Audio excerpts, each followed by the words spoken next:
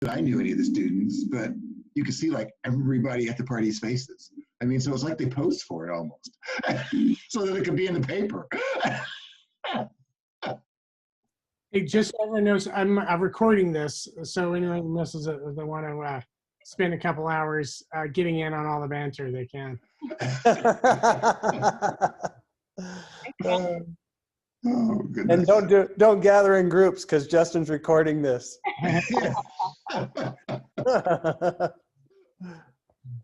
That was the disclaimer. Yes. Right. Yeah. Your math. Oh man, that's good. But Well, so are we just trading stories while we let everyone jump in, or? Yeah, you got anybody? I didn't watch all of Saturday Night Live. I just watched the hold open. opening. Yeah, the opening, and it was pretty funny. So if you haven't seen it, I've just watched the opening with Alec Baldwin and Gary. Okay. And You gotta check that out. state, All right. as always. That's pretty good. Yeah. I endured. No, I'm going to be clear because I've told this story 3 times, and 3 times it's misunderstood from the first time. I was on the highway, and there was a bunch of traffic in front of me, and all the traffic in front of me for like 3 miles was pickup trucks and Jeeps and 4x4s with Trump and Stars and Stripes, and and I. If I give them credit, I don't think they intentionally meant to slow down traffic, but they couldn't go very fast with big, 8-foot, 10-foot banners hanging out their truck without, causing some damage. So anyway, on 470 for 3 straight miles was bumper to bumper, 45-mile-an-hour traffic. And so the funny thing is you get people driving by in the left-hand lane, honking, and some are honking going, yeah, 4 more years, and other people are honking going, Hey, what? I see Kevin just dialed in. Hey, Kevin. Hey there. But it was really disheartening actually to see it. I didn't want to be there, but I still had to drive on the highway. Don't engage. I made the mistake of engaging on a bike ride on Friday. I was riding along, and this guy comes flying through the intersection. I'm kind of slowing down, looking both ways. This guy flies through this car intersection, and so he passes me, and he's about 20 feet in front of me. He spits off to the side, and the wind catches it and just kind of gives me a whole spray. Oh gosh. Oh, it's like I was trying to figure out, and I decided to just go let him know that when he spits off to the side, there are people behind him. Yeah. Right up next to him, and I said, hey, when you spit, there are people behind you. And he's like, get away from me. What's wrong with you? After he just spit on you. Yeah, you fucking pussy, blah, blah, blah, blah, blah, blah. Oh my gosh. So I got in front of him, and there was... Well, it's not rocket? Well, it's not rocket. I said, I forget what I was saying. You said, don't tread on me? He's calling me a pussy, whatever. So the next little intersection, he kind of blows through it again. I tried to get his picture, and he's like, oh, you need that for your spank bank, you fucking faggot. I don't even have that vocabulary. You can use it now, though. Now I have it. There you go. You need more of a disclaimer on these if you're going to use words like that. So do bikes have like the spray that you can like drop down like a field of tacks or something behind you? The molecular acid. The molecular acid. Or eggs. I know, I Kevin. hear eggs are really good for car finishes. Kevin, 3D print me some, James Bond bike shit. There you go. So then when he was in front of me, I was like 30 feet behind him, and I'm yelling to all the people that were passing. I was like, watch out, we got a spinner. The spinner coming through. Oh gosh. I don't think you did that. I did. Oh. I followed him for about 2 or 3 miles yelling that. But you know what? You probably found out the same thing I did. It just wears you out. Like you said, don't engage. Yeah. Yeah. Yeah. So. Yeah. He He did just. engage first though, so I kind of won.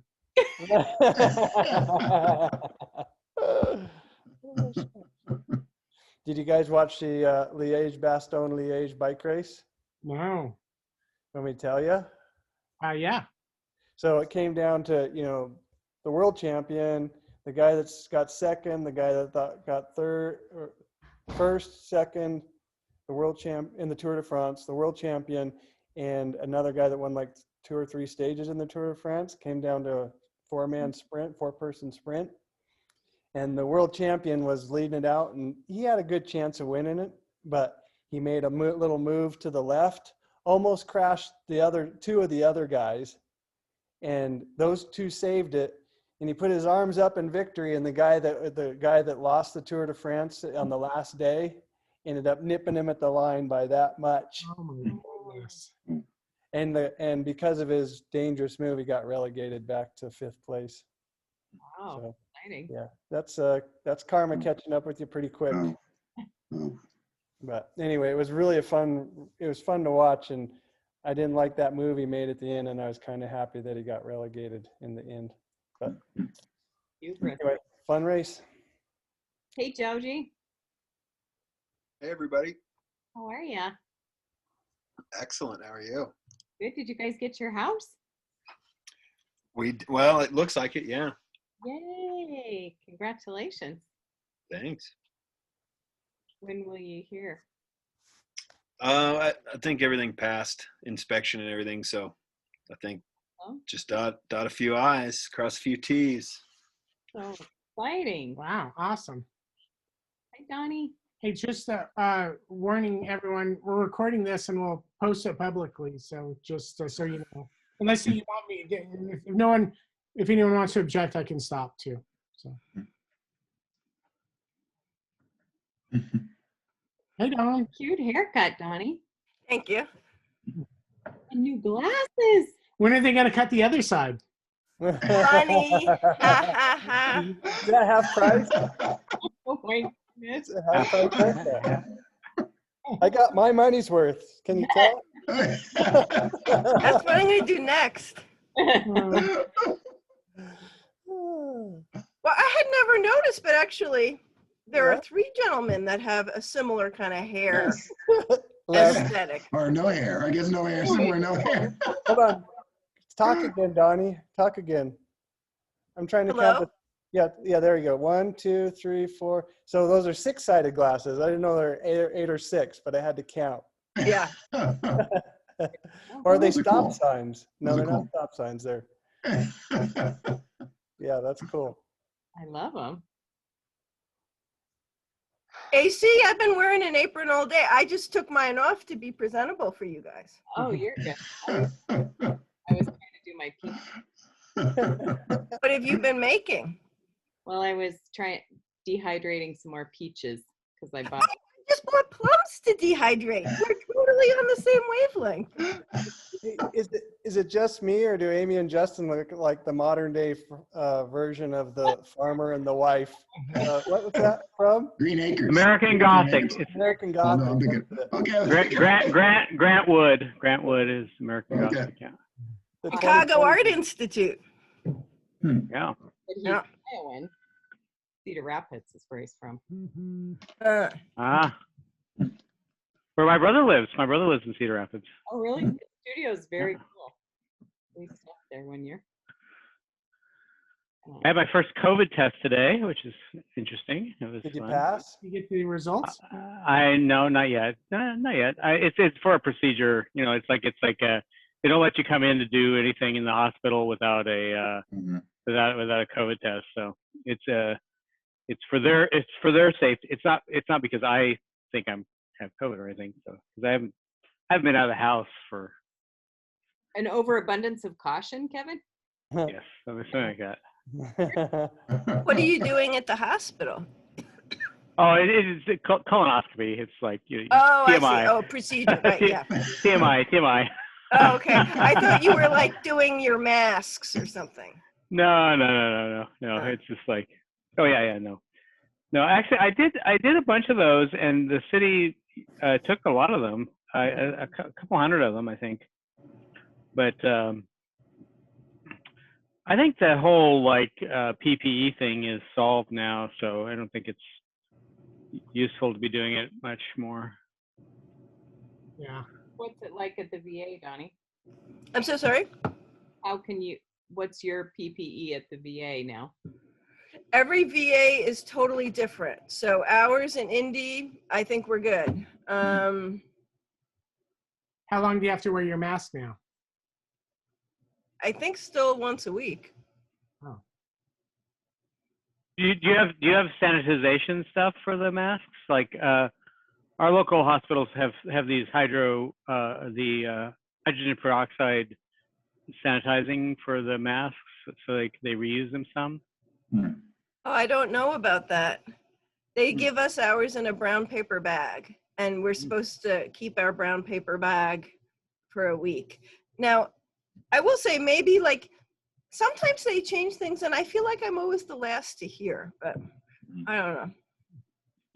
Do you turn them in and then they sterilize them and give them back to you or something? Or No, they're just, they're just those like paper, oh, okay. like they're not reusable. Oh, They're just okay. the surgical Okay. masks. Okay. Did you get a fitting? Did you do like the? Oh, well, for the N95s, every year, every employee who's, as they say, patient facing has to do the fitting thing. So my face, although chubbier than I used to be, I still have the same. But they do this whole, it's actually really cool engineering, how they like have some way of measuring the airflow and stuff. They use saccharin or like. I've heard they've used like saccharin or whatever that you could taste it when they. Yes, I want to say like 2 or 3 years ago they did that, and actually, like years before that, there was some kind of a banana thing. That was a little AC. It was yucky. The saccharin one was also bad because you really could taste it potently. But last year's it was not. There was no taste or anything. It was all just like they had these gauges and machines and stuff, and you just sat there. They did it all. The poor guys with the beards, they seem like they struggle with those people. So far I haven't had to worry about that. The beards. Well, the one thing I did do yesterday is I dropped off my ballot downtown in the voting box. So hooray! I dropped it off. I studied all of my, I think there were like 12 propositions or something. And I studied on all the 12 props. So I was able to vote on my propositions, which took the longest time. Yeah, for sure. It's a full-time job in California. Yeah.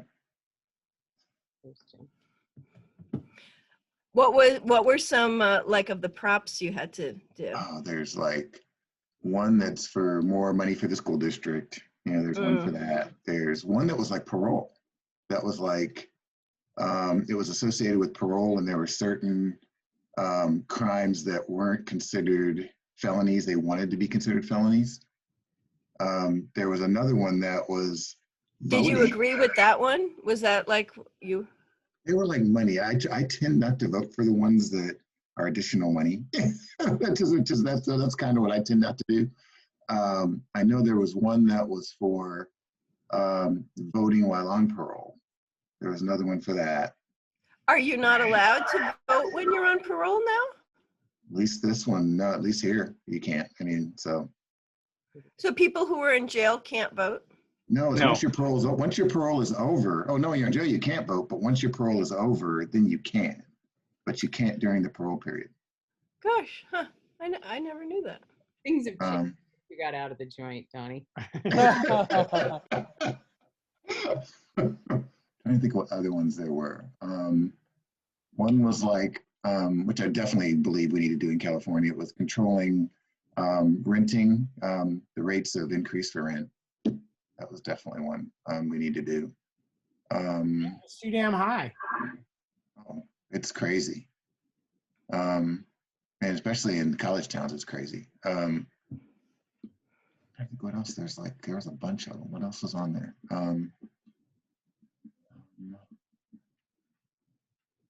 I can't think of the other ones off the top of my head now. But the other thing that was kind of interesting, there was my local representative. I just never knew certain things about him until the person that was running against him, well, actually the California Faculty Association supported. And I was like, gosh, he seems like a nice guy. You know, I always felt like he seemed like a nice guy. But then they were like, they documented that he was the most absent person for all the state votes. And his private law firm, he made over $1 million. And then, even though he was never at any of the votes, he made $160,000 for winning last year, or 2 years ago, whenever he ran. And I was like, that's not right. I would have never known that, you know, but she, you know, did her homework and pointed that out. I was like, what? I see. We have, on Hi, real Jim. quick. Hi, Jim. Jim, we're saying hi. Looking at you. Can you hear us, Jim? Hi, Blink, Jim. blink twice if you need help. we have stack rank voting on the ballot this Hi, Pam. fall. Hi, guys. How are you? Good. Good. Congratulations. I heard you're back on with United. Yeah, 10 hours a Ooh. week, which is the best. I hope I could keep that forever. Yeah, that sounds perfect. Yeah, so I start tomorrow. Oh, great. What are you doing? Customer service representative, so I could either be at the gates or over at the lobby. She's the person that people yell at. So Yeah, so we- I could be at this Oh, no. customer service center where you can yell at me. I hope you get Oh, a I'm so sorry. we give her a lot of practice at home, though. Yeah, I'm used to it. So I fly through, what airport is it? Denver. Oh, I fly through Denver next Saturday. Oh, So if I see you, I'll come and smile to balance out the other people. United? Yeah. are you United? I'm United. Yeah, I go San Luis Obispo to Denver. We actually have a flight from here that goes to Denver, straight from San Luis Obispo. Oh, yeah, we do have that still. Yeah, it's like one of the few cities we fly to, but we do fly to Denver. Where are you There's headed? like 4. I think there's like 4 cities or something we fly to. Where are you headed? Indianapolis. See the kids next weekend. Gotcha. So, Hi, I Jim. won't be working Saturday, though. Oh, It's only Monday and Tuesday, and that's my 10. okay. Right? Okay. When do you go back? I'm gonna head for like a week. I'm gonna stay there for like a week. I got a week. I got stuff like I have a take-home test, and I can Zoom with the stuff I have to do there. So I'm gonna hang with them for like a week. Oh, cool. I have to So- say the weather's been gorgeous here. I heard it's been cool. There. Yeah, it's nice. We just went for a walk. Yeah. Like, I put a sweater on, you know. Yeah, that's what I heard. Trees are just starting to change. It's nice. Oh, that's fun. very cool. People are going crazy with the Halloween decorating. Uh-oh. That was this weekend, seemed like. Was Halloween happening?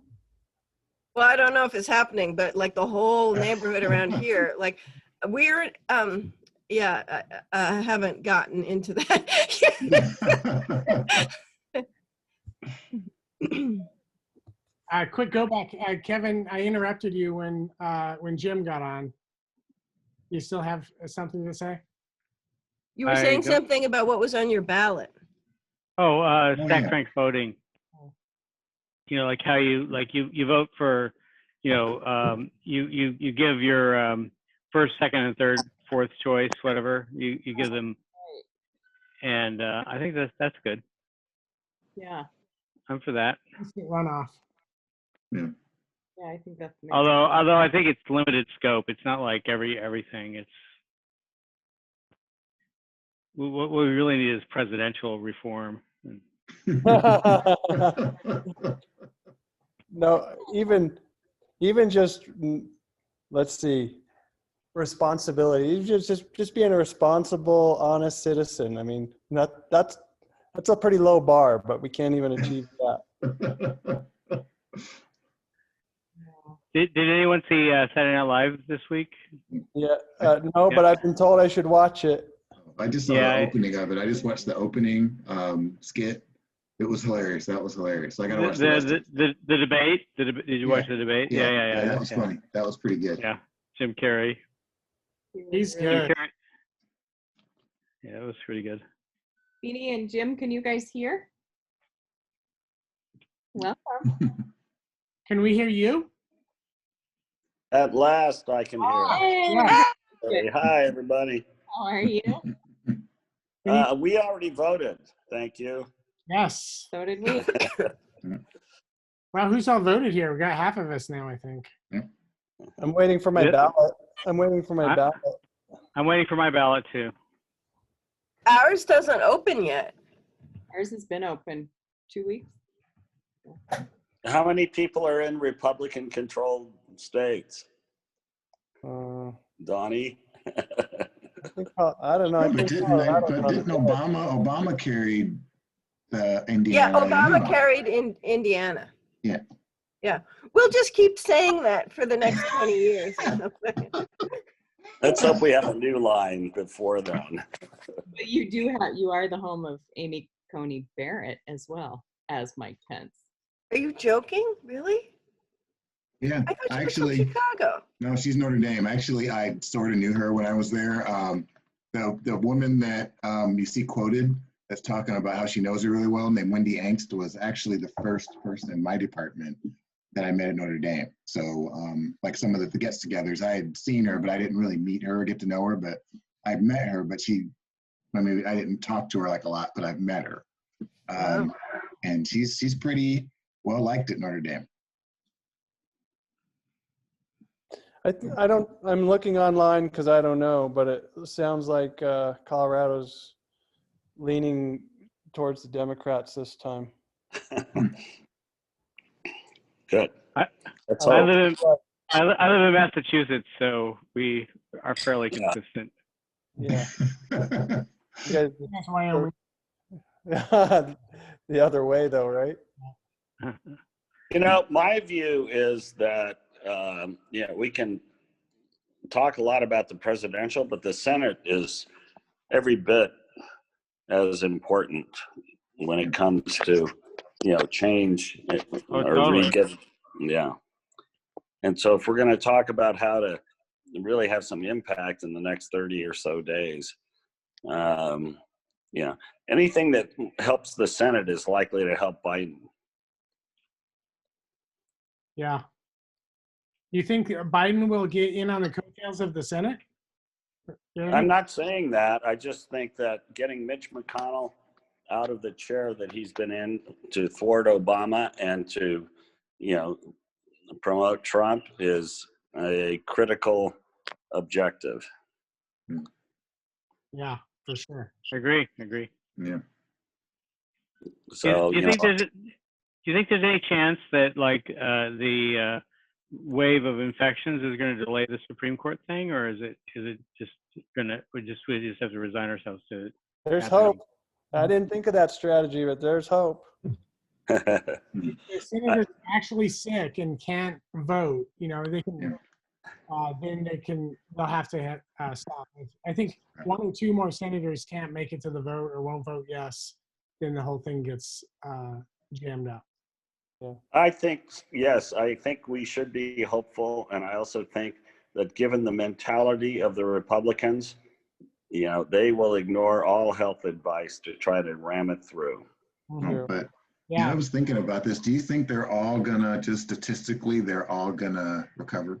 Everybody that got it? Or do you think one person will not recover? I was thinking about that. Statistically, I don't know if they all should recover if their sample kind of represents the population. Absolutely. The mortality rate is anywhere between 0.5% and 2%. Oh, okay, it's okay. Yeah, okay, but that's actually overall and not among patients who require hospitalization or among patients who require oxygen. Oh, So I'm really? just putting that out there. And you updated the overall numbers to those specifics? No, because every single population in which that has been measured has varied, right? So it's actually, I think, unknowable. Donnie? I think Dina has some data on that based in part on somebody that she knows that we saw on TV night before last. Right, so you can report it for what it was in New York in March. You can report it for what it was in Kaiser through April, but it's changing so much. And what it was in Korea is different than Japan, and so that's why I think it's unknowable. But it's certainly higher. That like somebody who requires oxygen has a higher mortality rate or risk. I have a question. What I heard is, people like Trump, and to include Trump, they're getting extra, treatment and all kinds of other, drugs that the normal population probably doesn't get when they get COVID. So I'd imagine that would skew the statistics further if like people in the upper echelon are getting special therapies. I True? disagree. sure. Most of the special therapies so far have actually conferred either no risk or potential for harm. So, no, honestly. So, Why are they doing? I don't know that changes it at all. Well, that's Yeah, that's what I've read too. Is essentially that that, like, for example, the steroids and stuff like that, they are helpful for people who are already on oxygen, but like that a lot of times, like the celebrity treatment sometimes is worse. So that's just my hopeful thing. I guess. Who was your person, Beanie, on TV? Never mind. Never mind. It was suffering from everything that Donnie was saying. The percentages, if you just look at the age and the health issues are, way higher than whatever the average is. But the fact of the matter is that, he, as well as the senators, are likely to get way, way, way better care than the average schmo. Yeah, I don't think that matters. I have to. I'm so sorry, but here I've gone on my soapbox. Like, well, no, I mean, people have gotten great care in America, and the care for COVID is supportive care. And I don't give. Oh, I get so angry about this. I can't even contain myself. Count to 10. Oh gosh, no, whatever. People are getting fine care, and I don't think that his care is going to be any better. He's probably going to have people checking on him more often, so he won't sleep as well. And so, in the end, it'll be adverse. Do you think he's burned through his $750 that he paid in taxes yet?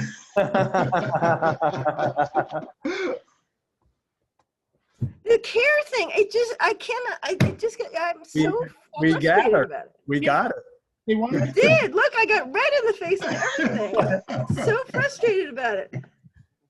to be very, very aggressive. They want to treat it. It's like, I don't care what I want. Give it to me. He's been taking hydroxychloroquine.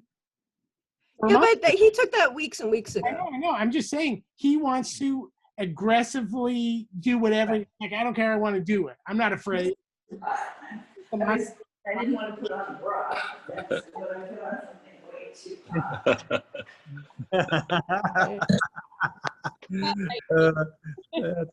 That's the best response. There we go. Everybody's hot. Hi, Grandmama. Hi, can you hear me? Yes. Okay, hi, sorry. How's everybody? Looking good. Great. Are you at the cabin?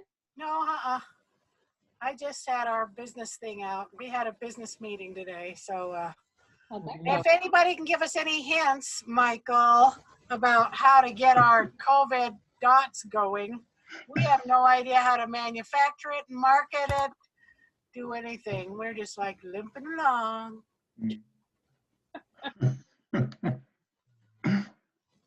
Okay. What you guys talking about? Now that Grandmama's here, I think we can hit the gavel on Novel Co-Vision number 5. Here we go. And so we're going to go around the room because we were all given an assignment on, how to make this better. So who wants to go first? So, Justin, exactly what are we making better? Yes. Okay, gotcha. Okay, anything. Okay. Well, I would propose that we really do focus on what we could do in the very short term between now and, the election day is today and tomorrow and every day between now and the election. So I really do think that just, getting our friends and family to make sure and network to make sure they're voting is a really important thing. And one of the things that drives me a little bit nuts about how effective Trump is at controlling the narrative is who last thought about what's happening with the census? Who last thought about, well, climate change, there's enough going on to cause everybody to think about that. But trying to get folks to, donate, to show up, to be poll watchers, whatever it is, I think is a very worthy thing. Trump's taxes were on the front page until Friday, then they're done, right? Right, the tax thing. I guess letters to the editor. Oh, that's a good idea. Seriously. Mm-hmm. I called up a buddy, there are battleground states that are really close, like competitive in Texas, competitive in Ohio. I know a couple people that I've been contacting in these places to see, what are they planning to do to vote? Who are they going to vote for? Who else do they know to spread the word? And Yay.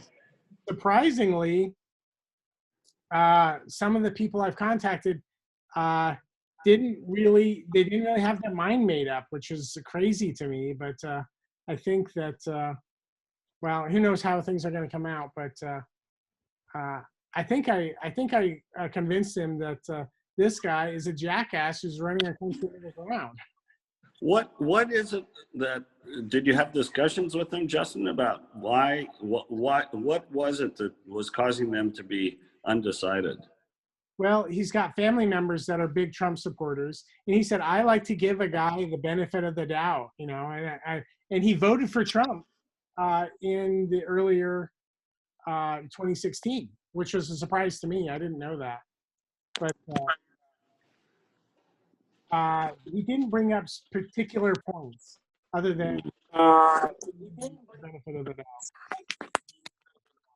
Okay. One thing that we can do is, I know that there's a lot of doubt that is being cast on the voting process this year. Actually, I had a conversation with a friend of mine that's a nurse in Lafayette, Indiana, yesterday. And she actually has worked with like a contract. She was in Fairfax in Virginia for a while. So she said she had been talking to some of her friends in Fairfax, and you all can vote early. And I guess her friends had gotten the ballots mailed to them. And they basically accidentally checked the system because they said, hey, we got our ballots, but we're going to go in and vote early. So they went in and they went in to try to vote early, and the people at the desk said, no, you can't because we mailed your ballot. And so they actually checked it. So it's impossible. Yeah. Okay. Did you do that too? You have to take your ballot, say it's spoiled, turn it in, and then you can vote in person. Yeah, that's what she was saying. So she said there's no way that, at least in Virginia, that you can vote twice. Oh. I'm sure there's mistakes can be made in that process, but yeah, but that's the idea. Yeah. What was that, Beanie? Yeah, I was just being a smart ass. Like the use of the word spoiled struck me as hilarious. That's could you use like soiled or like broken, or my dog ate it, or They asked me to print spoiled, and so I does no one else find that funny? Anyway, I found it funny. But I didn't. I had waited in 2 hours by that time, so I was happy to do what they said. Hey, Jim, I had you. I'm just gonna leave. Oh. Oh. Your light looks beautiful, Beanie. Hey, try unmuting. okay. We had a lot of feedback here. Yeah, we did too. Sorry about that. Everybody. No, you don't need to apologize. So yeah, think of a couple people, old friends, whatever, that you can reach out to and get an excuse to make contact with your old people that maybe you lost touch with. So, but maybe I think Justin, that's you could good. help us, because I gotta say, like, if the person said to me, I voted for him, I voted Trump last time, and I'm undecided. I'm not sure that I would know the next thing to say. Well, first of all, we caught up on old times. So Okay. how's everyone doing? Just reestablishing our relationship, and what's he doing? And so I found out, where he's doing. He's all set financially, and I was animated, but I wasn't upset by his response. So, I just kept on thinking, I didn't have anything written down, but I'm thinking, what's going to make a difference to this guy? So, Yep. I'm having a tough time remembering what I brought up, but Well, I think that's the point, Justy, is you listen to people and what if anything are their, hot buttons. and then, And then what, even if you don't think about what they might, what you personally, what's making you mad right then? That's the real thing. That and listen, I guess you're right, Jim. Listening is probably the number one thing. Listen and respond to what they're saying without being judgmental, I think. Mhm. Yeah. I think another thing I think you can ask people, and this was with the debate this week, the one point that I found most disturbing is I think everybody has, within the organization or the United States being a nation, an elevator pitch or a statement that they believe represents the core belief of our nation. If they were to go somewhere and they had to summarize it in 10 seconds or less, what I think of is these truths we hold self-evident, that all men are created equal. That's what pops into my head when I think of this is the core belief of the United States. And to kind of put a sports analogy on it, there's a team analogy. And I think to be on a team, or let alone to lead a team, that you have to 100% embrace the core philosophy or core belief of your organization or team. And there can be no doubt about it. And that was what I found the most disturbing about the debate, was when he was asked to denounce white supremacy. And there wasn't 100% him embracing the core belief of the United States with his answer. No. That at that point, I felt the moderator and should have just said, hey, wait a minute. There's no need for us to talk about the economy. There's no need for us to talk about COVID-19. If you can't 100% embrace the core philosophy, these truths we hold self-evident, that all men are created equal, there's no need to talk about anything else. And we can sit here for an hour in silence until you can do that. I mean, and to me, that would have made total sense, because there's no need to even talk about anything else if you can't do that. So, just jumping off on that idea, and what I said last week, which I got off the radio, was you said that's what jumps to your mind. So that's a good question to ask a guy. And it's going to be one of those American things. And out of that okay, this is for me, this is for you, and we keep looking. We're talking about this, how to have this conversation, right? We keep looking for a commonality, and once we have a commonality in belief, and we will, because we're all Americans, then you go from there with your, I'm not going to call it an argument, because with your discussion, okay, you go from there because you both agree on such and such, and you go from there.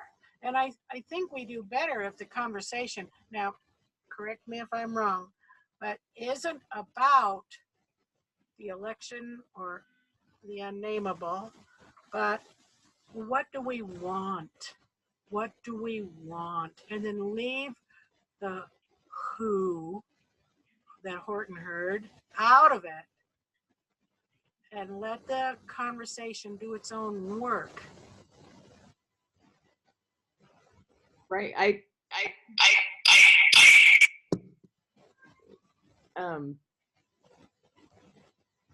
Regardless of who wins the election, the rift between people is remaining, right? So we have to work toward some kind of better understanding of people, or way to focus on what we have in common to be able to move forward as a country, I think. Yeah, Well, Amy, I agree with you 100%, but just speaking personally, I feel like the person that turns the other cheek, just gets nailed a lot of times these days. And that's, I'm not saying I'm going to change my behavior, but gosh, just turn into like someone's punching bag. But I mean, I hear you. What are you going to do? You can't punch back, because then you just propagate the war.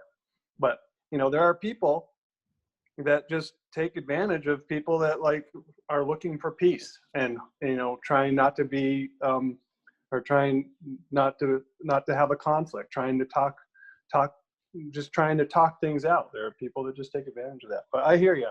It's just I just don't see a good play, Well, like what your mom was saying, build on what you have in common, and then I think you have a common vision. You can get to a common vision if you start with where you agree on something. Did anybody hear Pete Buttigieg this week on NPR? Yeah, talk about trust. Yeah, I can't wait to read that book.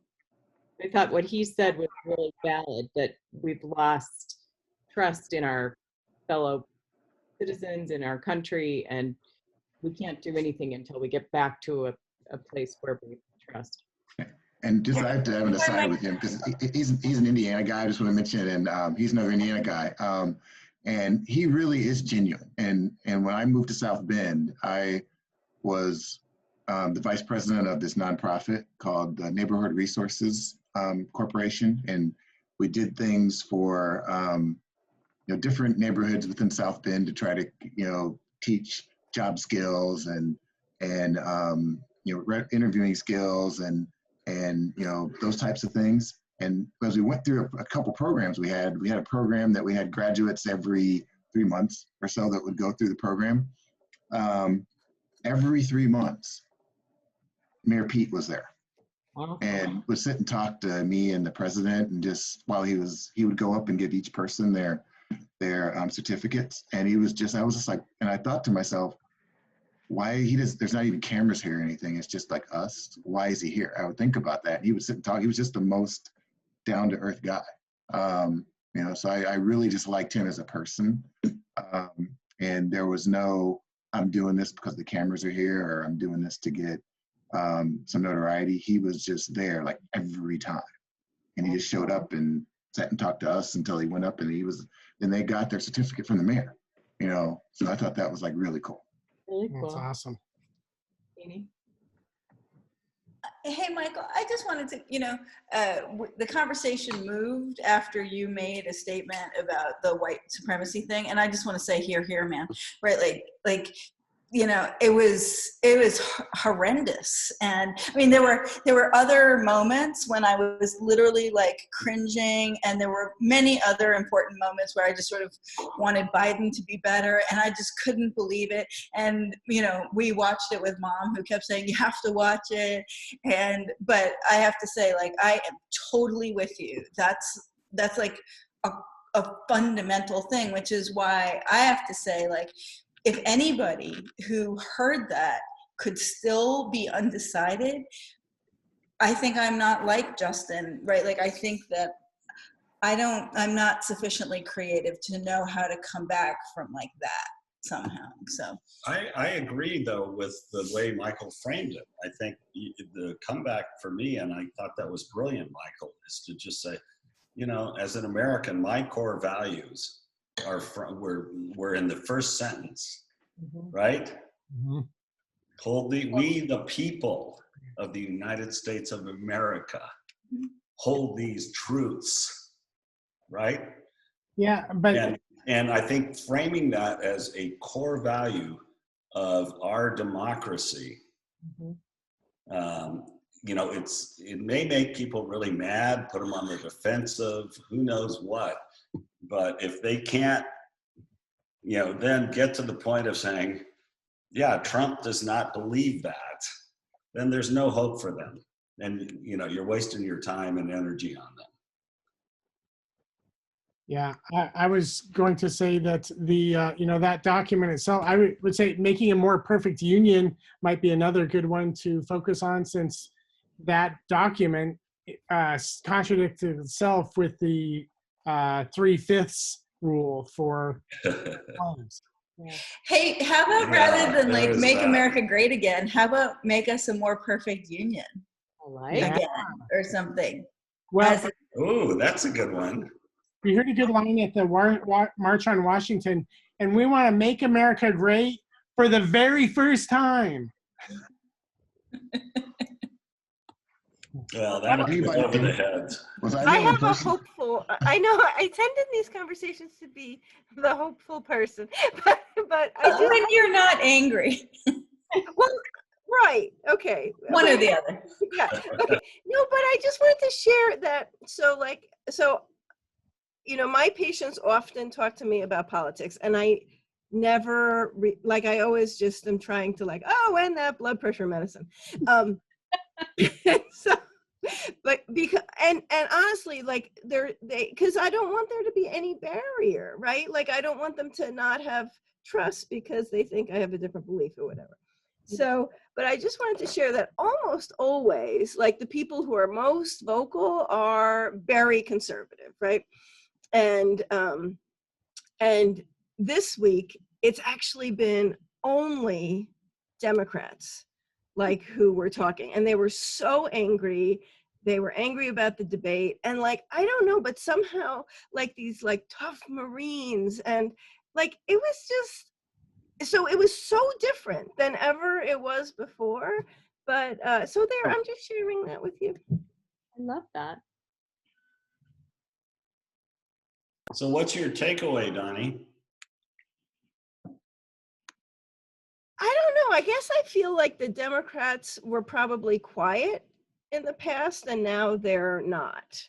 You know, they sensed your hesitancy, perhaps. Well, I was thinking of it when Scott was saying about turning the other cheek, and I was thinking about it seems like people are now, I don't know, not as quiet or you know, as they had been before or something. Or and the more conservative people are more quiet because maybe they're now questioning a little bit because he's just such a jerk.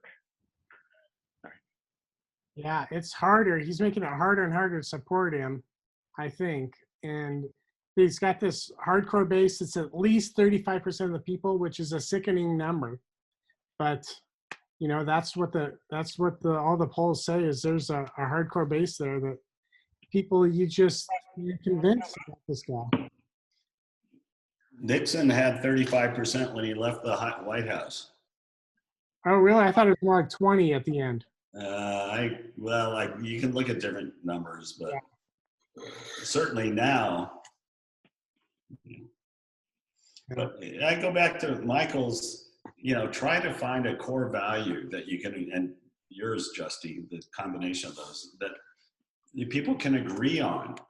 You know, you've got to find common ground before you can do compromise.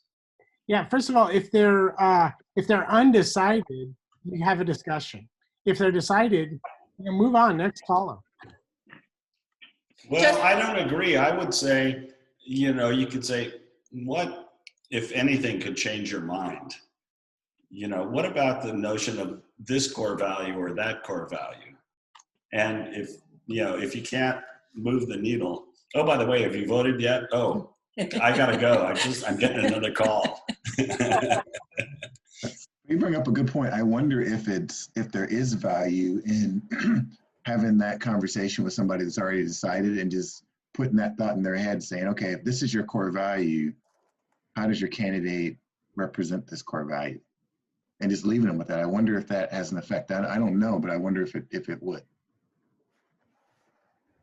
Yeah, or if you like comic books, Michael, maybe Truth, Justice, and the American Way. Maybe we can settle on that. Yeah, So, and I think with some of them, their core value is going to be life or abortion or however you've put it. right. And so I think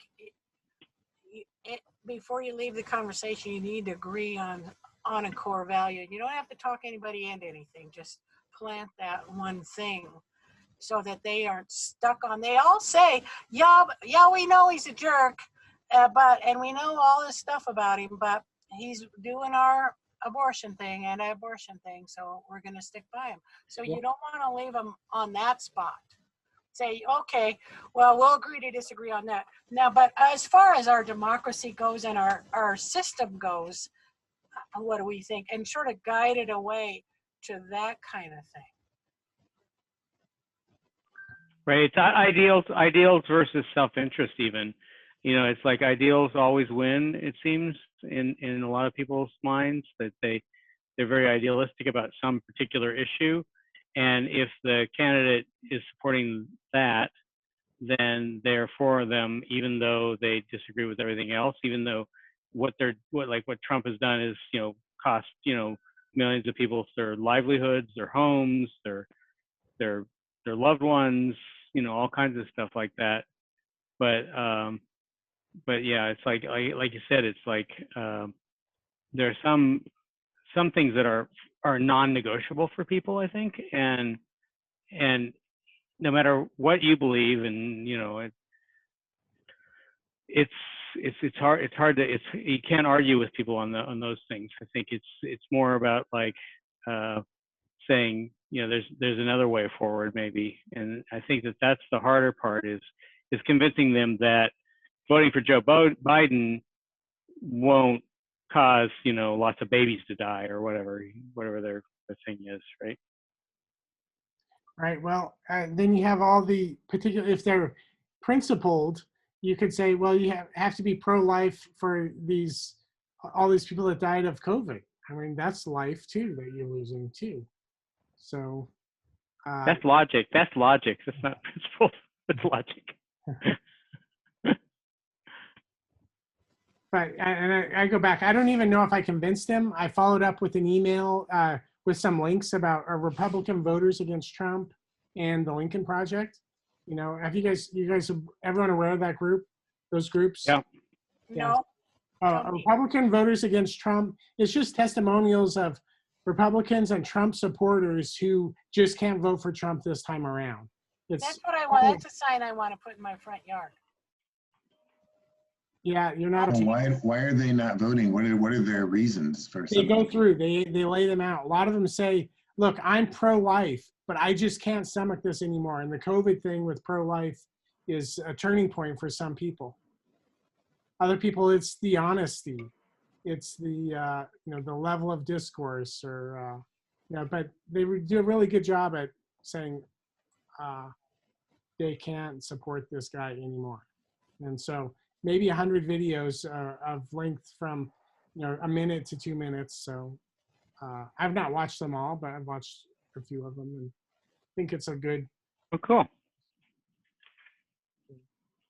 Yeah, Beanie.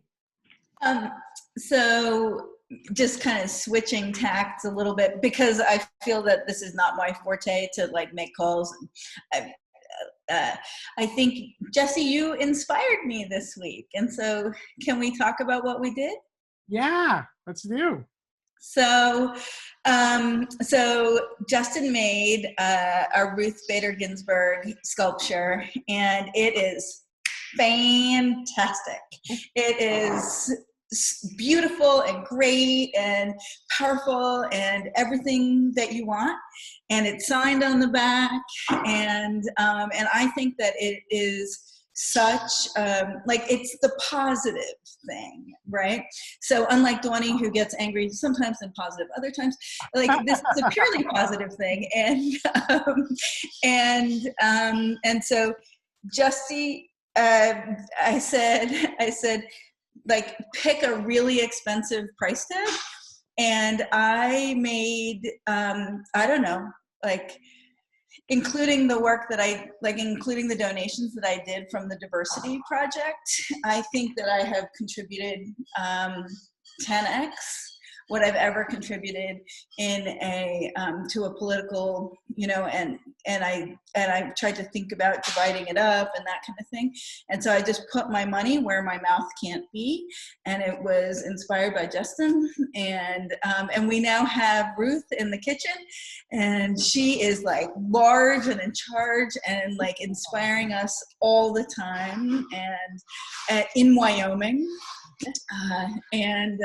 So anyway, so Justin, I think that is something like, here we are, we're talking about people who have skills and what like we can do together, and you, man, right? Like that is something that like other people can want, and you should just charge like more and more donation-y kinds of stuff. Yeah, I would think that we believe that. So I've done also pictures of Breonna Taylor and George Floyd, and it's tough to find someone who wants to give $50 donation to that. I mean, a lot of people want it, but and people have given $50 in donations for it. But you put it up on Twitter, I think this is amazing. I think part of it is you can't tell how amazing it is on just the pictures. It's much better in person, and then also I don't have very many followers, so the word doesn't get out. It's hard to spread the word. But yeah, I'm really eager and excited to do as much of that as I can. But I'm gonna need help spreading the word. So yeah, if you can get the word out, we're open for business. Picture so you can share the screen.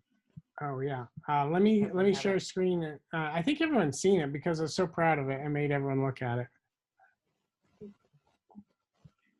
I'll put it up. Can you show it in the kitchen? I think it's in the kitchen in Wyoming, though, right? Yeah, I can show it. Oh, I thought you were in California. Well, but I have a photograph. Oh, yeah, you showed it. Extensively modern technology. Okay. Well, no. But show the one. Actually, Amy Claire, show the one of Justy holding Ruth. Okay, you find yours, and I'll find that one. Okay. I have it. Sure.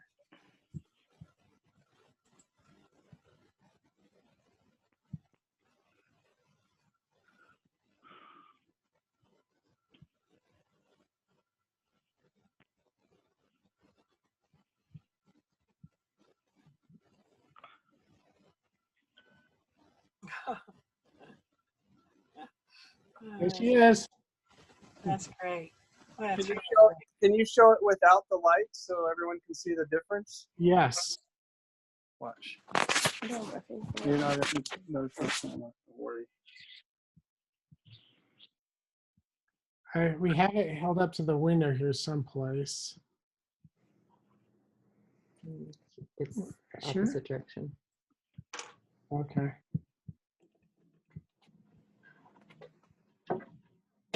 Here it is. That's cool. Why does he look like her? That's cool. Yeah, and here you see this is the paper back that it was printed off of. So you can see her glasses here and her little neck thing there. We stuck that on the window for a while, but that would make a good mask, or what do they call those things? Stencil. Oh. So that's before and then after. Flash that again. Okay. Sorry, I can't go back and forth. And the thing, while he's doing it, Yeah, right? So Justy couldn't help himself, what I right? love. But so you can program, you can like, he makes it so easy, you know, like it can be any color, or One light like, at you the know, bottom. starburst.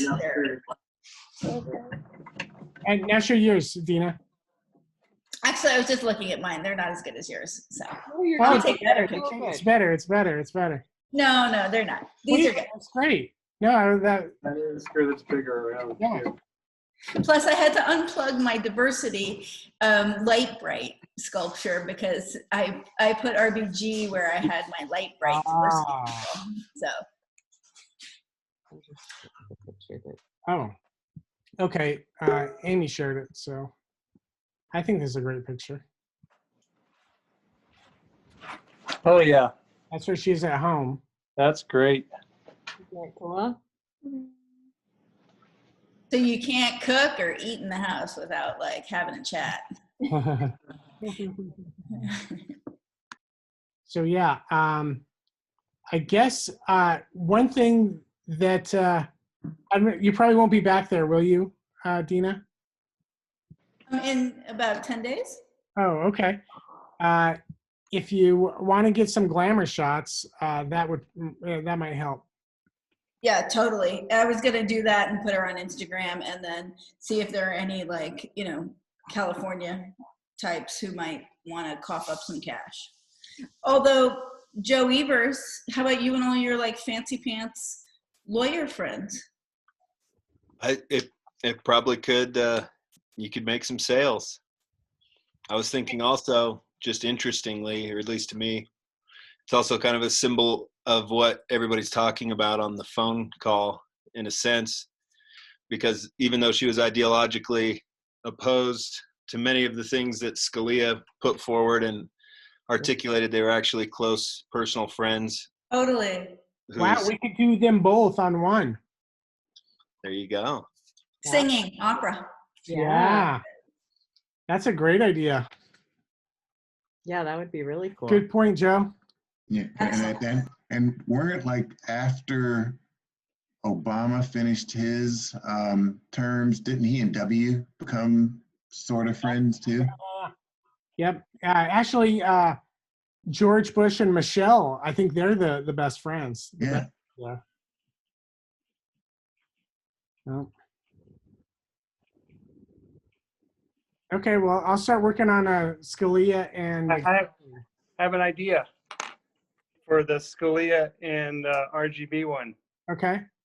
Have a red light and a blue light on either side, and it fades to the middle, so you get Ooh.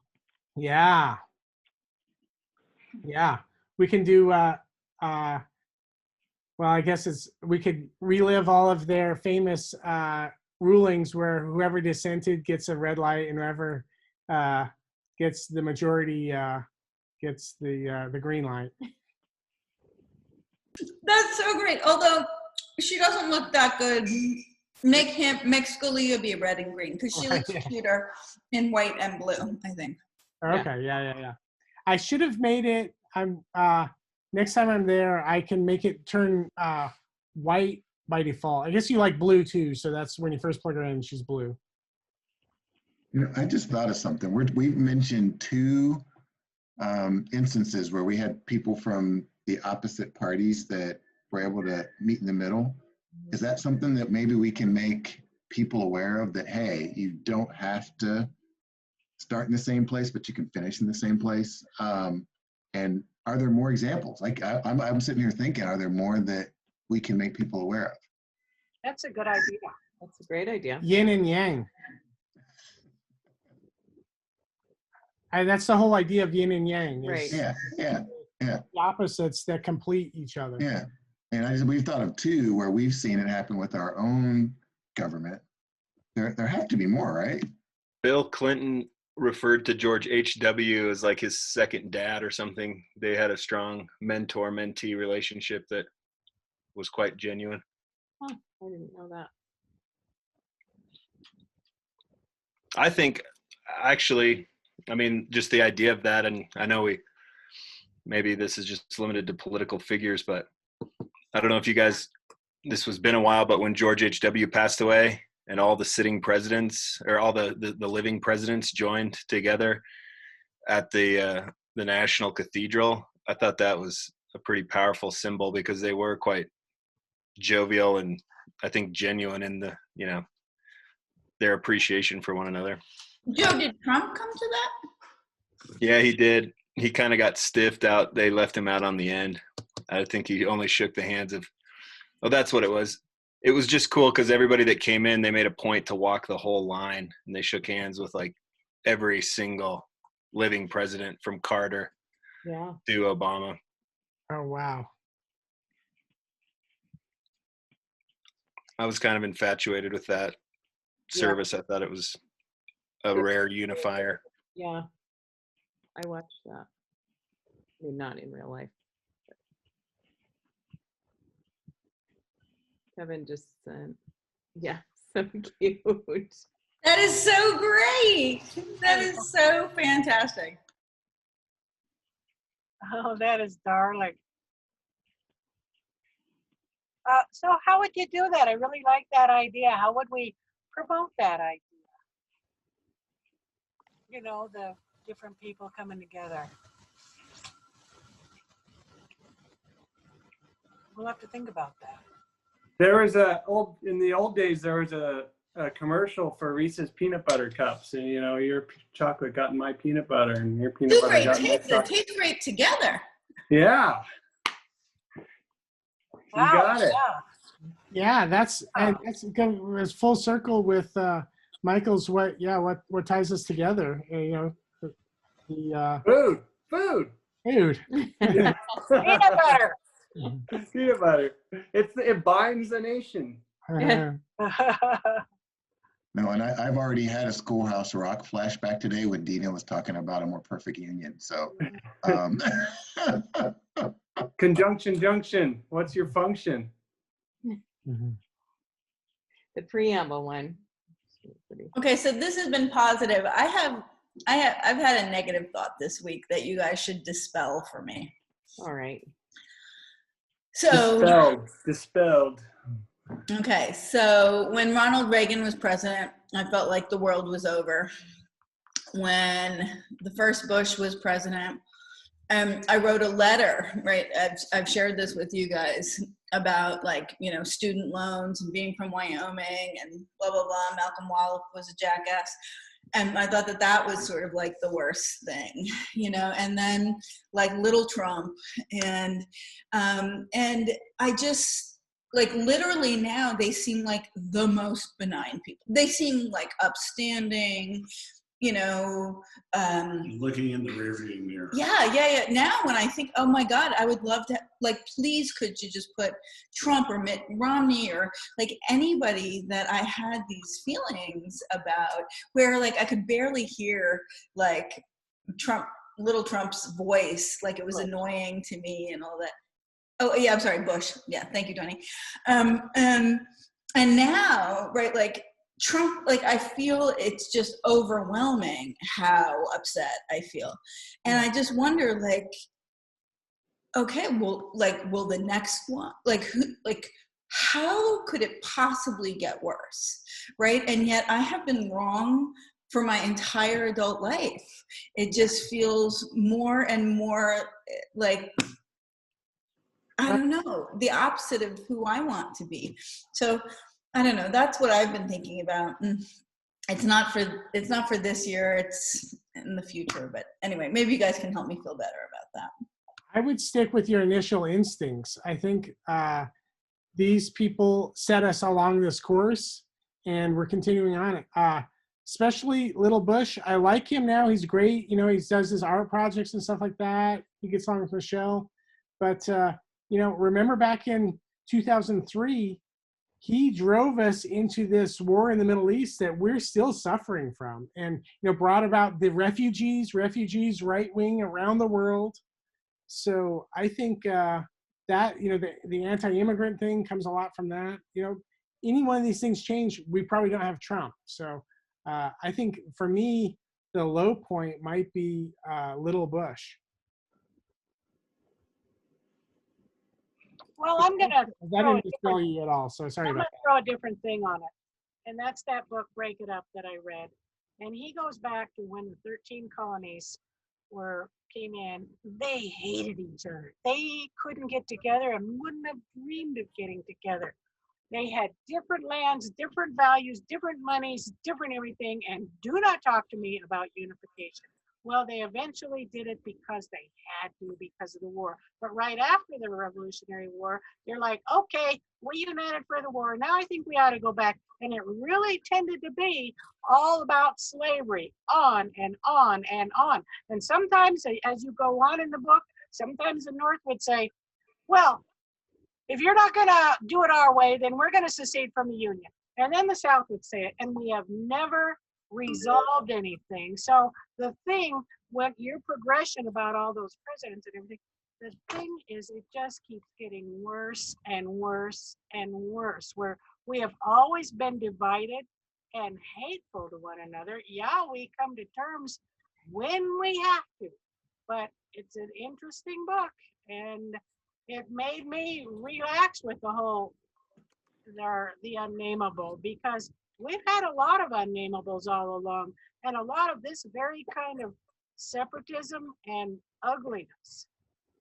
And it's not just now, and it's not just us. It's the voice. Yeah, Mom Shaw, I really like your idea of finding the common theme and trying to find that for everybody. So I think that is definitely a part of the answer. I really like that. Okay. So, it did calm me down about Mr. You know who. Oh, did we all go away? Are we still here? What's happening? Oh, We're still here. what's this? Oh, that's great. Is that? Oh, that's great. It's Kalina and RBG again. Yeah. How great is that, eh? So she said that all her feminist friends were upset that he was in front, and she said it's just a matter of distribution of weight.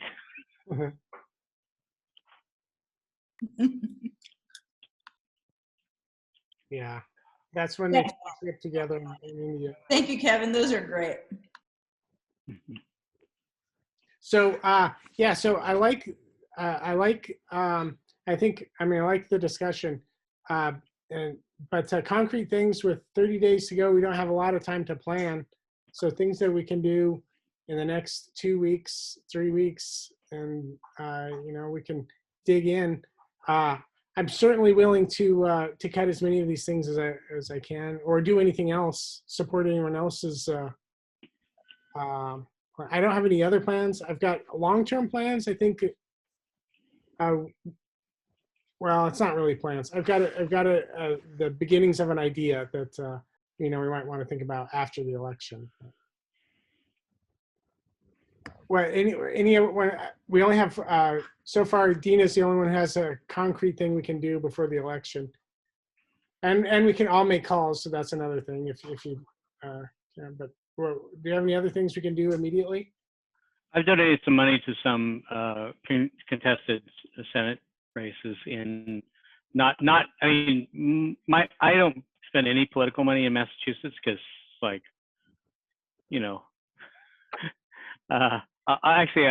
did support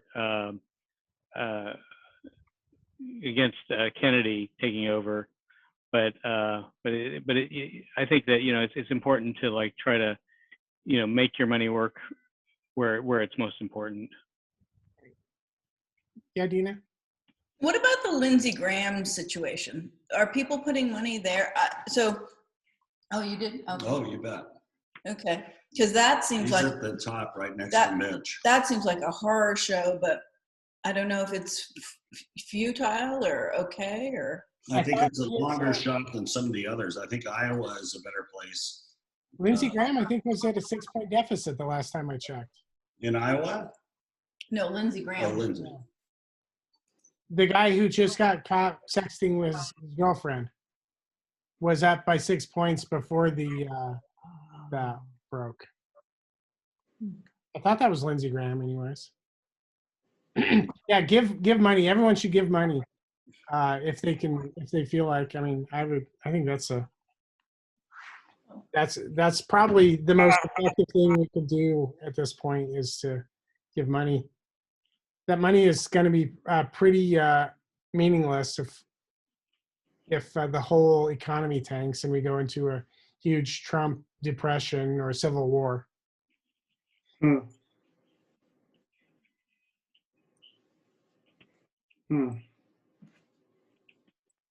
So Justin, your idea after the election that you're cooking, does it change depending on who wins? No. Okay. Well, that's encouraging. It sounds like a resilient plan. Well, it's not really a plan. It's just the inklings of an idea. We can brainstorm it together. I think, we all love the democratization that the internet brings. Everyone gets their ideas out there, but they've been taken over by bots and political entities. So, me, as I want to democratize my voice, it's hard for me to get anything out there, really. If you don't have tons of followers, it's hard to get any traction. So, I'd like to solve that problem, if it could be solved. I don't know how to solve it, that we could bring the discourse down so it doesn't automatically go to a shouting match of name calling, but, elevate the level of discussion. In fact, that's the URL, and the whole base of the idea is lf8.com or whatever, lf8.net, elevate. So, and maybe it could tie into all of your other social media connections and act as the master one, or the main one, I should say, these days. So that it, you can. I think like fact checking and kind of just doing yeah, sort of statistics and show. I think especially if you have something that's one thing that's interesting is because of all the polarization, is that if you can establish something that is trusted, that shows the truth, no matter what the side is interesting. I think that might actually have some power to cut through the polarization. And so like stuff about like tweets and fact checking and the volume of different things and the origin of those things, from if there's a way to tell that would be really interesting data exercise to do, I think. Yeah, and all those platforms, their main goal is to make money and sell ads. So Right. The more they can hype the go viral or whatever, the more money they make. But if that wasn't the main motivator, you might be able to get a different outcome. It could be perfectly solvable as long as your main goal was not to sell more ads. You need to make some money somehow, I'm sure. I mean, so there's that. You could do the Wikipedia route, I guess. Which is just rely on donations.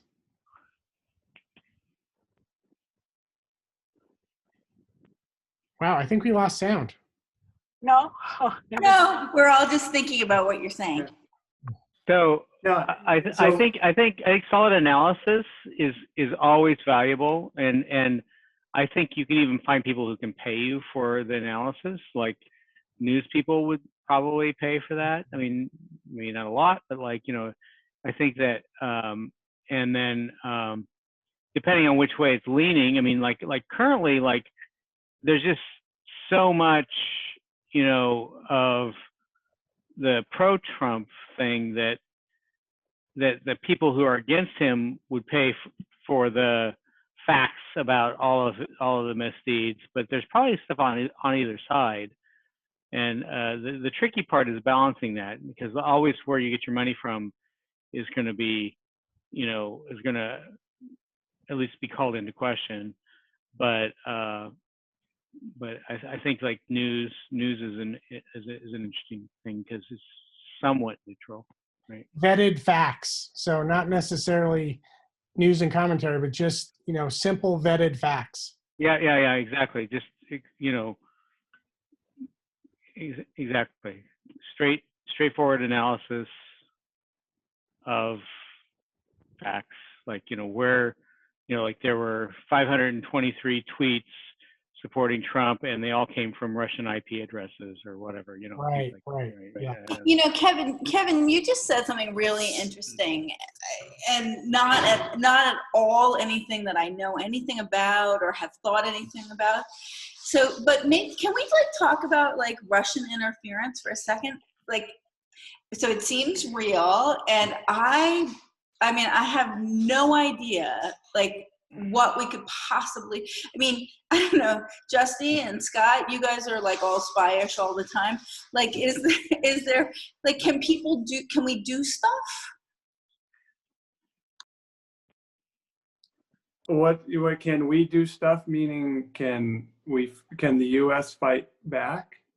No, can people like us? You've got professors and smarty pants abounding here on this call, right? That's, I think, that's why I tune in. I think the most obvious thing to do is to, open people's eyes, because a lot of people see this stuff and they have no idea that it's coming from Russia or China, or there's actors all over the world that are doing this, right? And if you just open people's eyes to it, that helps, because they believe it's coming from their friends or like-minded Americans, right? Because all this stuff is branded American. I think that if opening people's eyes to it is kind of a no-brainer. I think. I have all kinds of fantasies about counter espionage, whatever things, but I've been a hacker since I was in my teens, so. Realistically, I don't think there's anything we can do about it this election. It's not, if you can open someone's eyes, that's a good start, but about the only thing you can do to make the internet not an unfair fight or a fair fight is to take it down.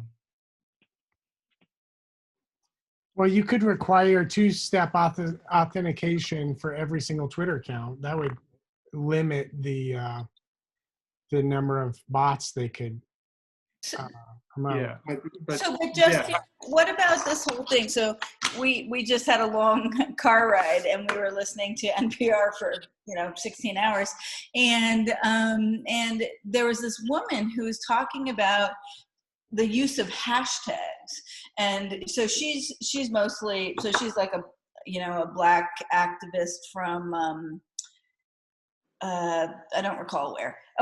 Yeah. Anyway, and she was talking about how people would say hashtag Black Lives Matter, and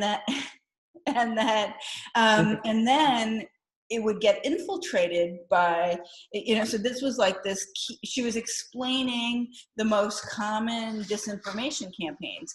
And so then you think that now like-minded people have seen it, but it's actually they're then convincing you not to vote or not to go demonstrate or whatever. And I have to say, maybe I'm the most naive person, but I had never heard of that. And that feels so aggravating, and so maybe you guys all know about that. Justy, please. I do the same thing. I expropriated MAGA right off the bat. MAGA, I want those guys, so anyone who's looking for the MAGA hashtag, I want them to see my anti-MAGA statement. But it's useless. I don't think that made any difference whatsoever. So. But well, Justy, maybe we should reference the fact that you have 4 Twitter followers, and we're all on the call today. Yeah. I have a go back to have a question. So when you're in the car listening to NPR for 16 hours or whatever, Do you find that you steer into the center line a lot? Actually, you know what, we talked about the whole Fox thing and like listening to that, and we ended up on country western music instead, which was beautiful. And Oh, fun. that got you right back in the middle of the road. Yeah. I think I left some sorry. at home. Did you hear that one? I'm sorry? Which one? It ain't the something, it ain't the heater. She's a whole lot cuter and a whole lot sweeter. I left something turned on at home.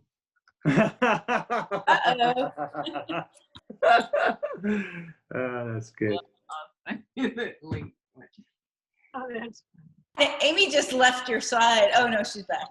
Interestingly, whenever Dina said something about Fox, our volume got stuck on the highest possible level, it seemed. It really did get stuck as we're going through. Oh, wow. On high volume. Ugh. I'm finding that sign.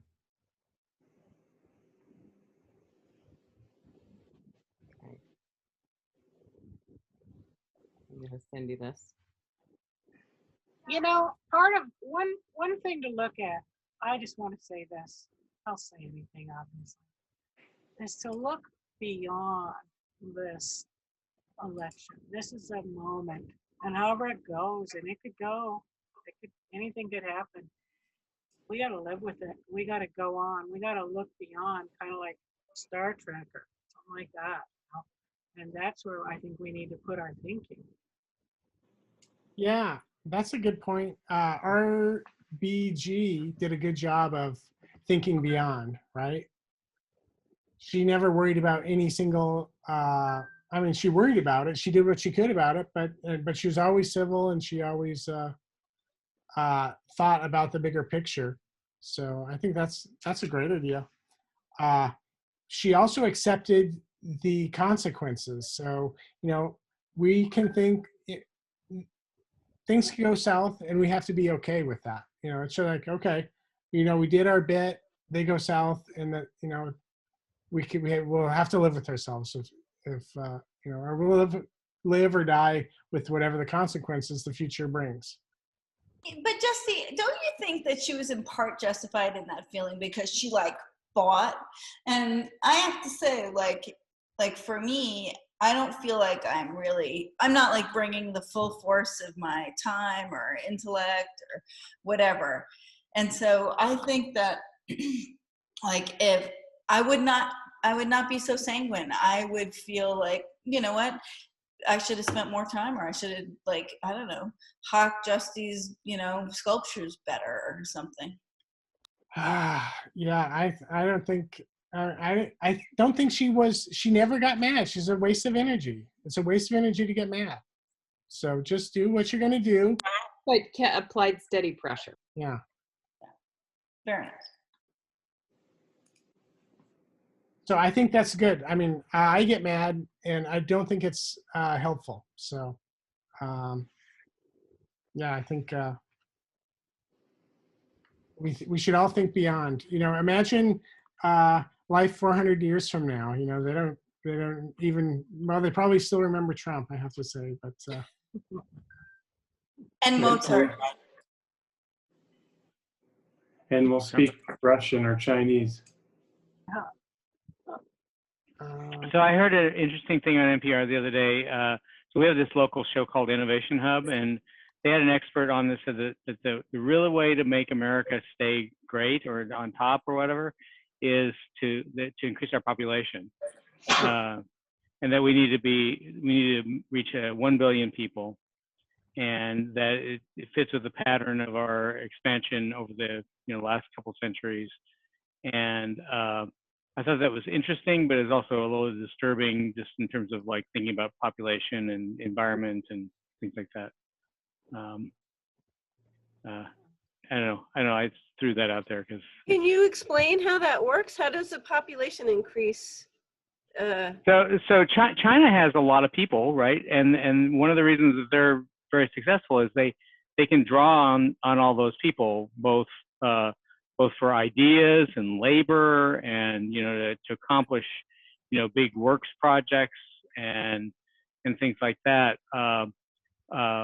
Whereas, you know, and I mean, I think that the thing I heard was actually not the full show; it was the summary of the show. So I probably not doing the idea justice, but I think that the idea is that that to some degree, a particular group's ability to affect economic change in the world is limited by literally manpower or person power or whatever, and that so that's what I heard. I'll try to look it up and I'll see if I can send it on to you. It was interesting. I think it's a great comment, but yeah, I don't see how it works really, given the environmental consequences, among other things. Seems counterintuitive.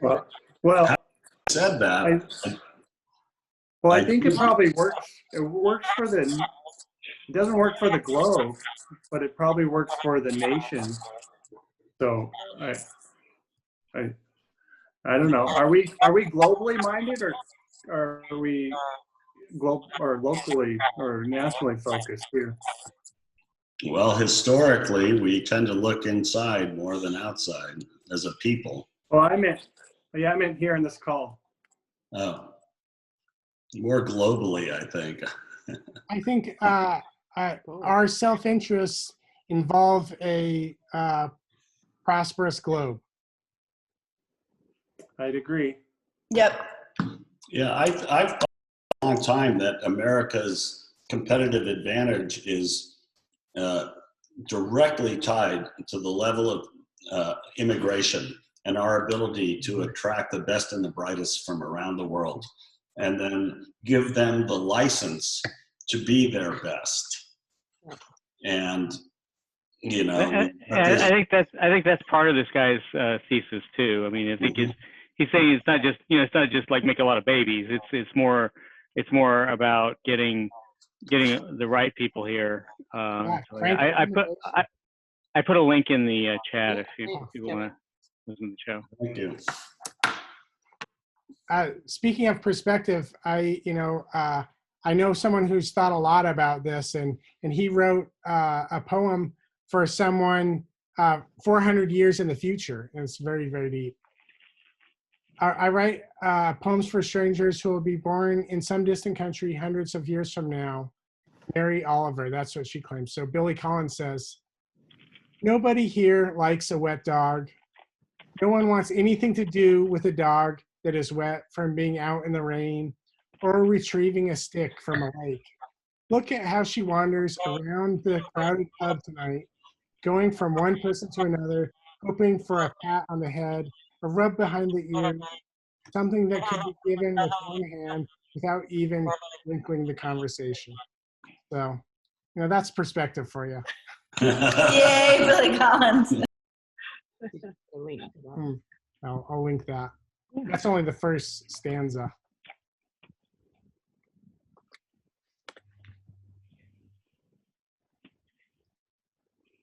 Justy didn't really tell us about what he's thinking about for after the election, but I don't know, like for others, Michael, Kevin, I hate to put you guys on the spot, but like, what are you, because I don't know, what are you guys thinking about for after the election or just for the ongoing contribution? Well, I know one thing that I've been thinking about a lot is how to create more owners. People that have equity in things, and Justin and I have talked about this, and teaching everybody to understand the fundamentals of product development that I teach in senior design, and going into different groups that maybe aren't traditional groups to teach those fundamentals. But at the same time, one of the things that I've kind of stumbled on is I've met some lawyers as a result of doing some of this work. One of the lawyers is actually, one of the lawyers I met is a UCLA grad, and she was actually trafficked at one point in her life. And she met someone and wrote a book that met someone that kind of helped turn her life in a different direction. And I always tell Justin, I have all these math people that kind of come into my life. And she ended up going to Fresno State, and she was summa cum laude math major at Fresno State. And then kind of how I connected with her, she's a UCLA MBA, Anderson MBA. And my professor introduced the two of us. One of our common professor introduced the two of us, but she happens to be not only an MBA, but she's a JD MBA from UCLA. And so actually her group is one of the groups that I put together a kind of a curriculum to work with a group of trafficked women that she works with. But one of the things that she and I and another UCLA lawyer and a gentleman that's a member of President Armstrong here at Cal Poly, a member of his board of trustees, that's a patent attorney. He had an idea for something called a patent clinic. And it's basically one of the things that he saw that is a barrier for people to get ownership is that they can't get a patent. So he has these law students at North Carolina Central University, where he's a law professor. And we got some lawyers at UCLA that are pro bono lawyers, and they're really good at writing claims, but they're not great at patent drawings. So we had this idea that, I have these students here that we're great at engineering drawings, with SolidWorks and Fusion 360, not so great at patent drawings, but how do we change their skill set so that they can take the engineering drawings and make them patent drawings? And then we get the legal people to write the claims, and we get my engineers to do the drawings. And then we got Dr. Smith right now as our registered patent attorney, and we're looking for some other registered patent attorneys. So all really he has to do is review the work that has been put together by his law students and the UCLA pro bono lawyers, and how they put that together with the drawings from my students, and he can apply for the patent applications. And so it's a way that we want to go into different communities and put that equity back into the communities. And so it's kind of work in progress, but that's what I hope we can do. Michael, that is awesome. So, I mean, you have like a couple lawyers around. Donnie is sketching wildly while we're all talking. I just, on behalf of all of us, if there's anything we can do to help, that just seems awesome. Definitely. I consider our family part of this. So this family is definitely going to be a part of that.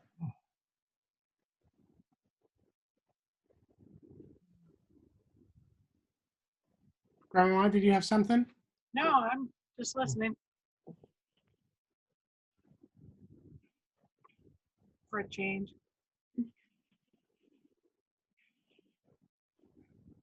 Scott's holding his tongue. Takes one to know one. Well, what are you guys talking about?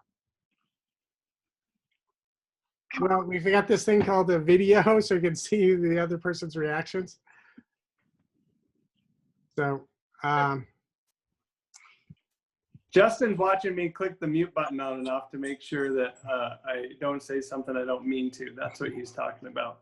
No, that's not really what I was doing. I just wanted to make sure, since your picture came up, it meant Zoom detected sound on your mic. That's why we all saw that and asked you if you had something to say. And so I was checking my mute circuit to see if my mic was hot too. That's okay. all. Well, here's what my thought was from what Michael says. It's expensive to get a patent. And it isn't just the drawings, although I think, people can figure that out if they're really into it. But that lawyer, if you've got a lawyer there that can do that for those kids. And then didn't you say you've got the college kids working with the high school kids to bring it all together? Well, yeah, we've got just my students are going to be responsible for working with the attorneys and taking the skill sets they have with CAD, but converting that to patent drawing skill sets. So they're going to be responsible for that part of it. And then these other lawyers are going to be responsible for the text. We're going to put it all together. Right now, Dr. Smith is the only registered patent attorney we have, and so you have to have somebody that can submit the patent application. And really, all it takes, if you look on the USPTO.gov website, submit a patent application as a micro organization is $50. It's, you know, that's really all it takes to submit the application. So, but the idea is to have these ideas, but these ideas will be owned by the community. Equity will go back into the community for each one as well. So, and since the, yeah. I'm not sure how that's going to work, how it goes back to the community. How's that work? Well, there'll have to be an entity in each community that will, that part of the percentage of that idea will be owned by that entity in that community. And that's one of the things that we want to make sure happens. Royalties, Grandma. There'll be a legal entity that will claim royalties on these patents. Oh, okay. Oh, yeah. All right. That's so cool. Yeah. And one of the things that changed a few years ago is there was an act called the American Invents Act that was passed. And I always tell my students that they laugh. I say, when I was in school, it was the first person to reduce it to practice that owned it. Now it's the first person that files it owns it. Right. That was an Obama change. Yeah. Yeah. And so they understand that. And so it's really, if you own something, or really if you can get the patent and you can secure it, that is a way to generate equity now. Even if you haven't reduced it to practice? Yep. It's scary. It doesn't make sense. I don't know if I would have done that, but it's the first to file. I've heard that talked about before, and I didn't, realize what the implications were. Yeah, I totally agree with that. So, I did some work to show that treating sleep apnea after a stroke improves outcomes. And the biggest company that makes CPAP machines had patented that as an idea, even though they had never shown that it worked. So our work proved that their patent had value. And, right, but you're totally right. They were the ones who first patented that. They did it for like every disease you could imagine. So it's scary that those entities that have all those resources, right, can keep you out of the market. I mean, they just have the ability to do that. Joe, as a lawyer, seems like having a smart lawyer is the key to this whole thing, Michael, right? You might be giving me too much credit there. Not at all.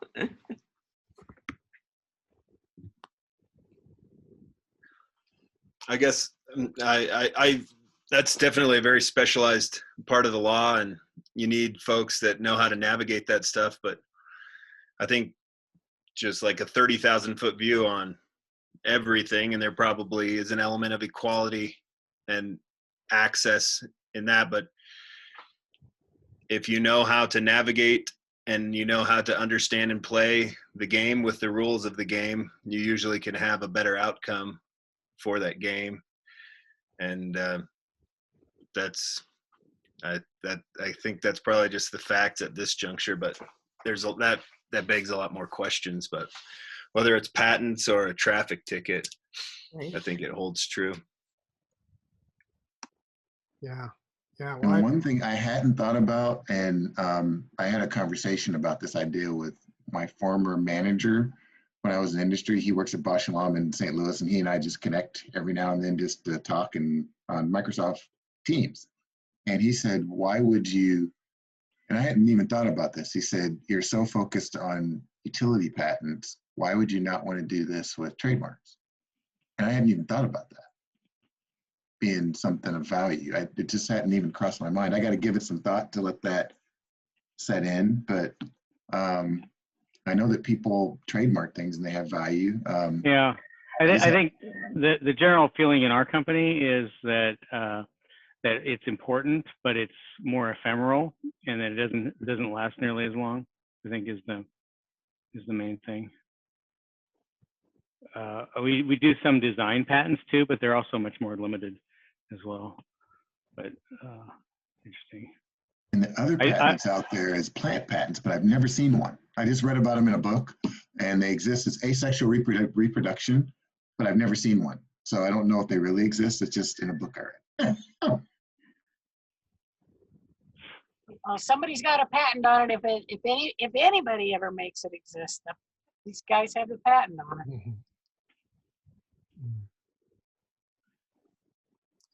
So the thing that I'm concentrating, I think I'm thinking most about for the future is what I mostly am interested in, which is teaching people how to make stuff, and I think that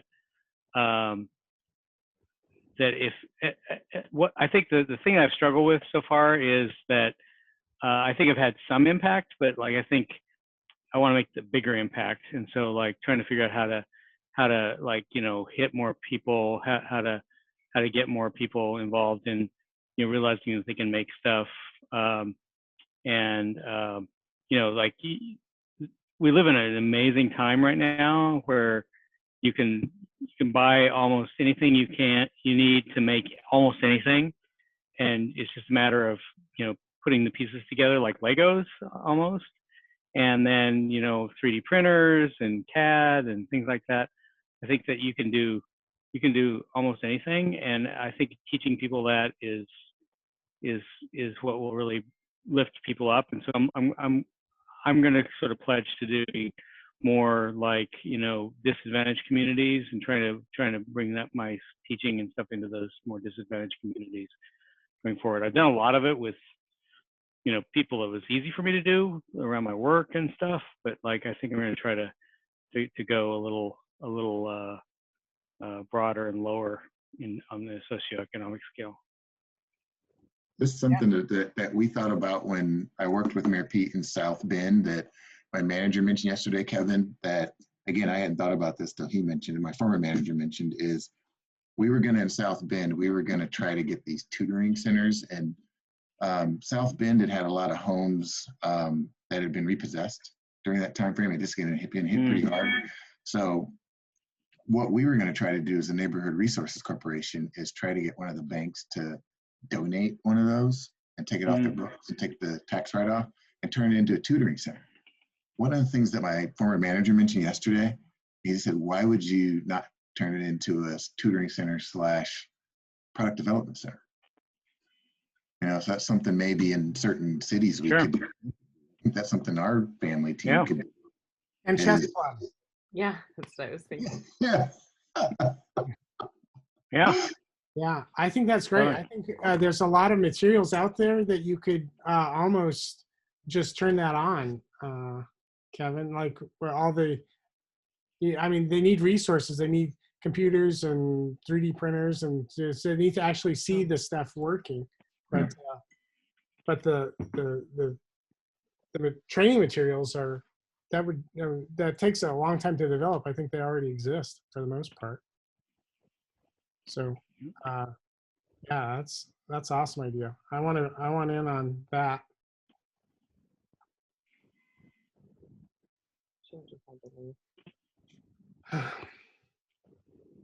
So 20 product development tutoring centers in 2021. 21. I like Oh, that. wow. That's a great idea. Yeah, And I the would beautiful start thing with about it, if we one. can patent ideas out of that with the patent clinic, then we can put the ownership back Yeah. into each one of those. Yeah, areas. exactly. Yeah, we can take advantage of that too. And well, it's not a great example, but it was is an example. Wyloom was completely self-funded through its own thing. So sure, if we had group making stuff, as we know, making stuff is really hard. Anyone can do it, but it's just freaking hard. You make it wrong a million times before you make it right, and it's never quite how you imagine it in the first place. So we have to broaden the initial classes so that those 1 in 100 or 1 in 10 people that would enjoy making things can actually have the ability to do that. But I think most people probably aren't that interested in making things, from what I can tell. You get a few. I think it's a matter of numbers, and it's just the problem is just getting the numbers up, and like you said, you have to shoot broad as well.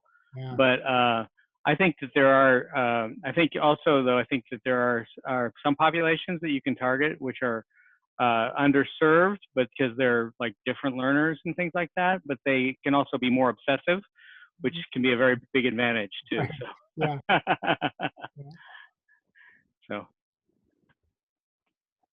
Yeah, I don't know. Yeah, so let's start with one successful two places. We could probably work the South Lakes here. It wouldn't be a separate building, but I've tried starting something off with them for teaching Python, and I have failed to get it off the ground. But I could be happy to try and build on that. That's sweet. I've had really good luck with libraries. Like I've actually done quite a bit with libraries, and both. I mean, it's always easier in the richer communities, but like I think, you know, for example, I mean, like it's like, you know, I probably have you know, well, I have 5 3D printers, so I could probably live without one. I could probably, you know, give it to somebody, right? But so like I think, you know, like I think that there's and besides, like a decent 3D printer nowadays costs like under $200, you know, and so that's a start. You know, you can do stuff like that. That's the hard part is like, you know, I don't want to end up being stuck supporting it, because if I'm end up stuck supporting it, then I can only support like so many. It's like I'm limited by my time, right? Or the whole thing is limited by my time.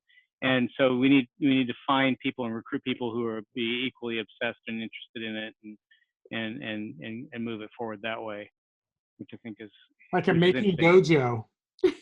Yeah, exactly. Here's an idea, Kevin. One of the things we talked about with the tutoring center is, what if we started out with, and we got grant money. That's what we do. We get grant money. We get grant money, and we hire college students to teach at the beginning. Now, the ultimate goal would be that there'd be certain students that would be at the high school or junior high level or whatever high level, and they would have to make like A's and B's in, you know, physical science or physics or chemistry or, you know, algebra, whatever they're taking. And ultimately, they could fill out a job application to become the next tutor. And that's way better than delivering papers after school from per hour. Sure. So now it becomes something that students now want to, you know, maybe not for the right reasons, but they want to get an A or B so they can apply for a job. You know, or at least they're doing it for a reason. And it becomes something that now you get students that are wanting to get good grades so they can apply for this high-paying job to be a tutor at the tutor center.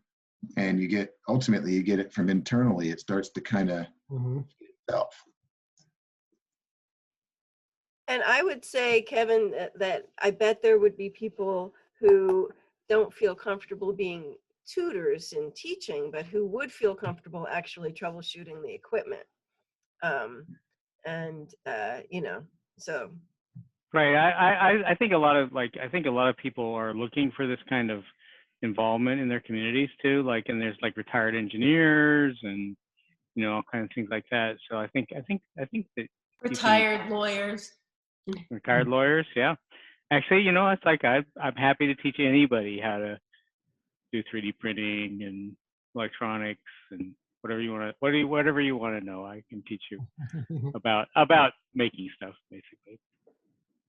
Now, how is this different from a makerspace?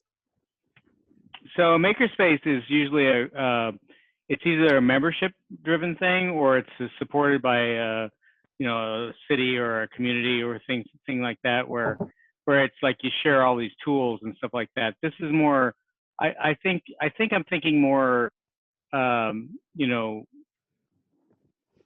although many makerspaces also are supported by their classes, but the classes cost money and stuff like that. I think in this case, I'm talking about more like trying to do, you know, sort of outreach and teaching and classes for free that are supported by the community and grants and maybe even, you know, things that people make.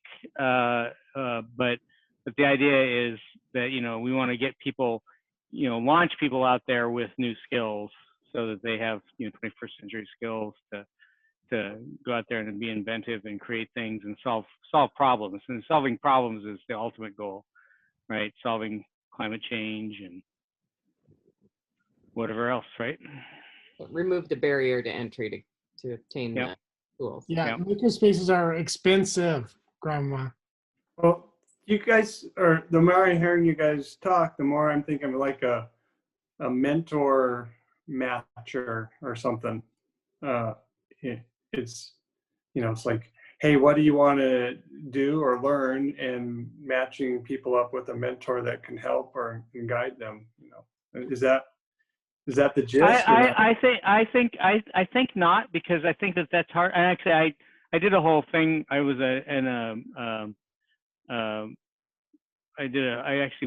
my group ran a contest where we suggested that it's called Make Match. It was a match a maker to an educator or whatever, but in some ways, you know, similar to that. But I think that you need to actually really put programs out there, because I think that like you don't have people looking for a mentor. I mean, I think generally speaking, people aren't looking for mentors. They're just, you know, they're playing their video games, or they're not getting their nutrition, or, you know, there's all kinds of, you know, things that are, you know, distracting them from, you know, very productively, you know, engaging in the economy.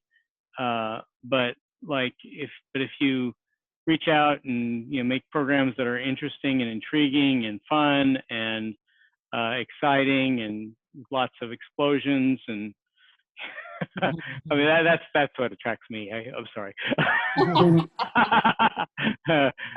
You know, big sparks and, you know, but anyway, liquid nitrogen, of course, definitely liquid nitrogen. Liquid nitrogen's got to be part of it, but basically, you know, I think you gotta attract people in, because I think if you're just trying to match people, you know, you got some people who are interested in being mentors, and you can pitch that and stuff like that. But then getting the people on the other side to reach out and find the resources.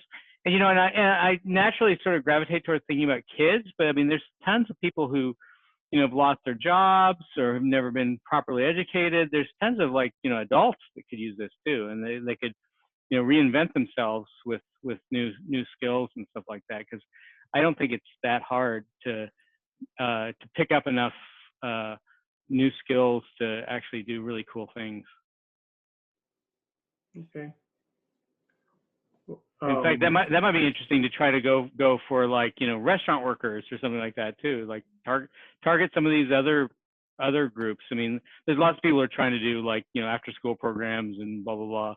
But, like, you know, I think that you know, there's all kinds of ways to all kinds of people who are underserved, I think. There are grants for doing those kinds of programs for veterans. Right. Yeah. Yeah, that's a good point. Cool. Hi, Emma. Okay, now unmute and tell us the answer to life, the universe, and everything. 42. We can't hear you, Emma. Yeah. Oh, barely. Turn it up.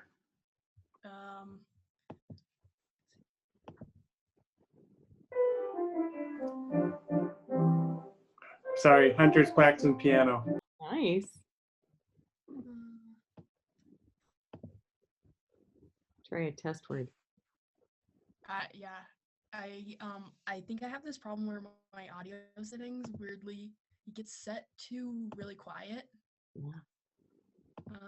On a somewhat regular basis. You're a quiet talker. Low talker. If I can do this.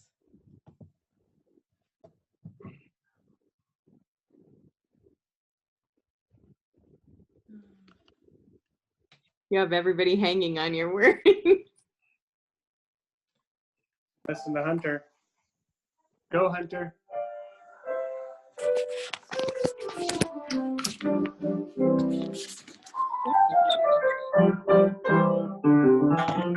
Way better than Muzak.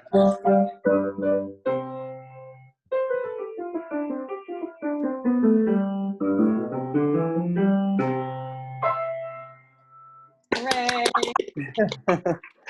You're a good sport. Yay, Yes. Hunter. Yes. Clapping. Well, I like this. I like the way this is going. I don't know how we do it. It seems way big, but I like the idea. And that's a good thing, what you're talking about. Okay. Can you hear me a little bit better now? Yes. Yes, yeah. yes, yes. We're glad you're Okay. back. I dialed this on my phone. Oh, smart.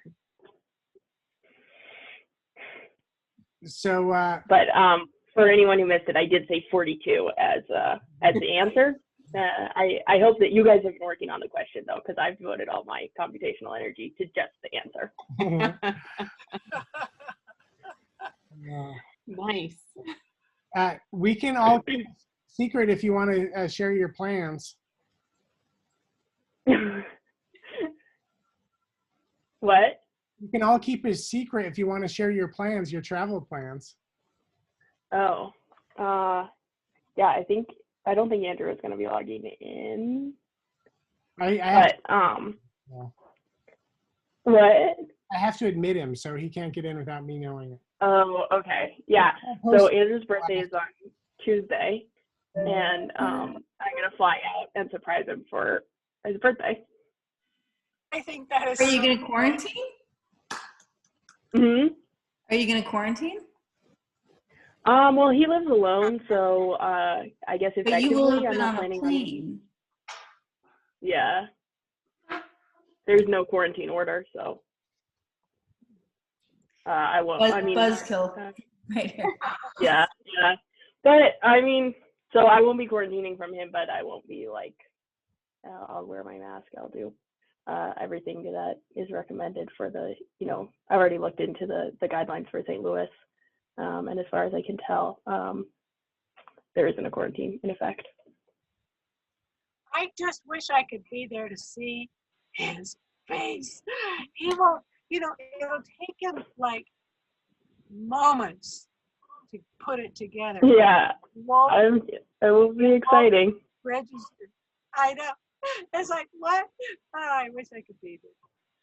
You'll have to get a good video. Yeah. Yeah. I have to get you a monkey cam to put on your head. That's definitely something that sounds like I would do. Yeah. Did you get in touch with his cousin or get back from the? Yeah. So looks like that's going to go through. All right. Okay. Mm-hmm. Hooray. So we were just wrapping up. We've had a lot of good ideas about what we can do in the short term, which is probably give money is the most effective thing I think we can do in the short term. Yeah, and talk to your friends and family. And then we had two really good ideas for what we want to do long term. Michael is working on a project that takes inventions developed in a certain community that doesn't typically apply for patents. And he's working with a group of law students and a group of engineering students to put together the rough outline and everything that goes into the patent, complete the patent, and have it signed off on a real patent attorney, and have that equity go back into the community that invented it. So that's a positive change. And Kevin was just talking about bringing his teaching skills to more, I guess, at-risk or less underserved communities for teaching them how to make things. Like he loves making things and teaching the most. So that could be very effective at helping people in an economy that's not working. If you need to solve your own problems and your neighbor's problems, that's an effective way to move things forward. So that was another thing that we're trying to put together a long-term plan for. Very cool stuff. I'm glad I got in on the tail end of it. Yeah. But the whole program will be online for your viewing pleasure sometime after Tuesday, so we don't blow the surprise, because I know Andrew's waiting for the download. So. So what I like about both of those programs so much is it isn't just showing somebody how. It's more than that. It's opening the person, the underserved community, or however you want to say it, to a possibility that they never dreamed of. It's through this example of how you show them this thing or that thing, this patent or that patent. But the whole idea is, yes, my idea is worth something. The equity, my idea has legs. If I learn how to make these connections, the whole world opens up. And that's what I love about it as much as anything, more than anything. Well, like they say, if you build a fire for a man, he'll be warm for a day. But if you light him on fire, he'll be warm for the rest of his life. Did you make that up?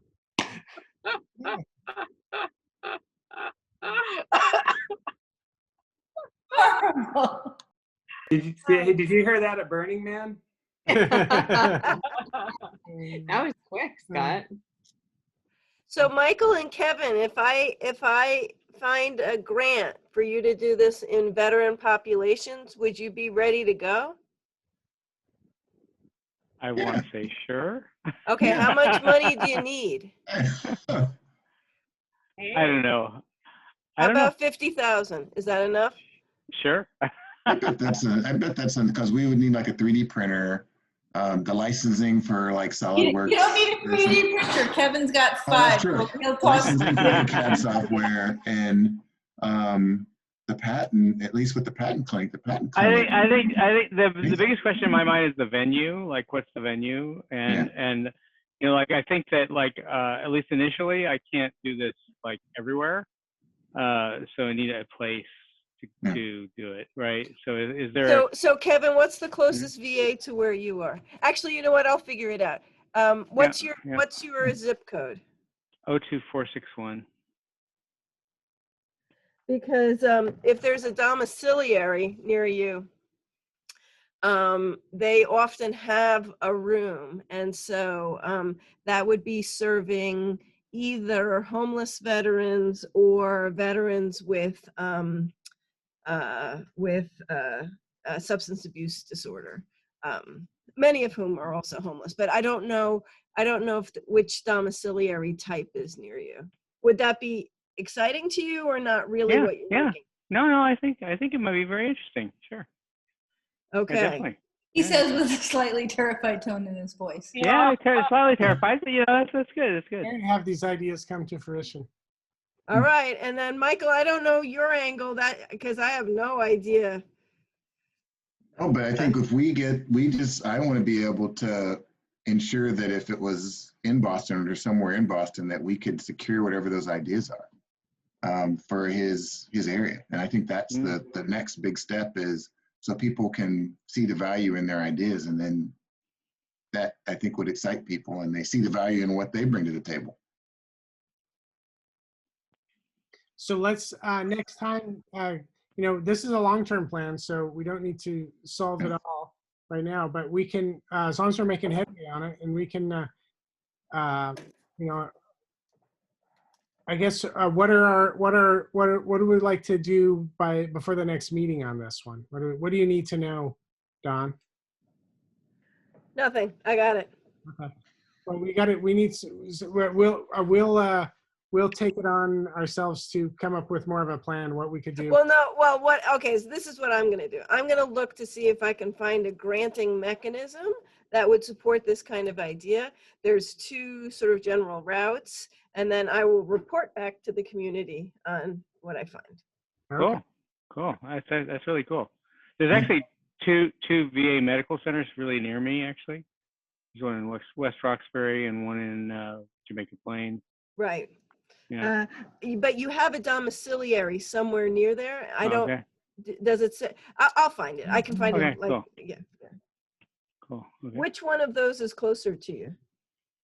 West Roxbury, probably.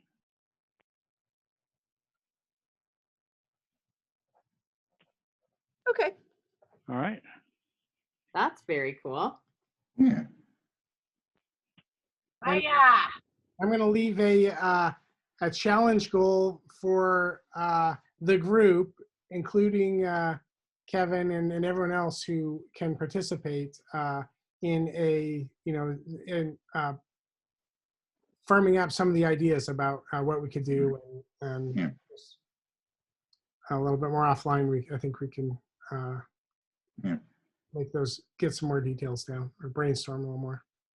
But yeah, that's exciting. Super exciting. Hooray. Trustee Azos, thank you so much. Oh, we need to decide when we want to have the next meeting. Well, it can't be after the election, so it can't be a month from now. Well, I wondered if maybe after the election we might need it. Well, but we shouldn't have one before the election? Well, the 4 weeks from today would be November 1st, which would be the weekend before Election Day. Oh, okay. Okay, so yeah, let's get, and that's also, we're all going to keep doing our hardest, but I think there's a strong chance that Biden's going to win in a landslide. So that's the positive thing that I'll go out with. There's a really good odds that Biden's going to win in a landslide because of all the great work we're doing and other groups like us. So Great optimism. So November 1st, sometime in station. Yeah. Okay. You guys are awesome. Take care of yourselves. Ta-ta. Bye. Is that going to be like? Is that going to be like our pregame tailgate party then? Okay. Can't wait. All right. Bye. Thanks, everybody. Have a good night, everybody. Thanks.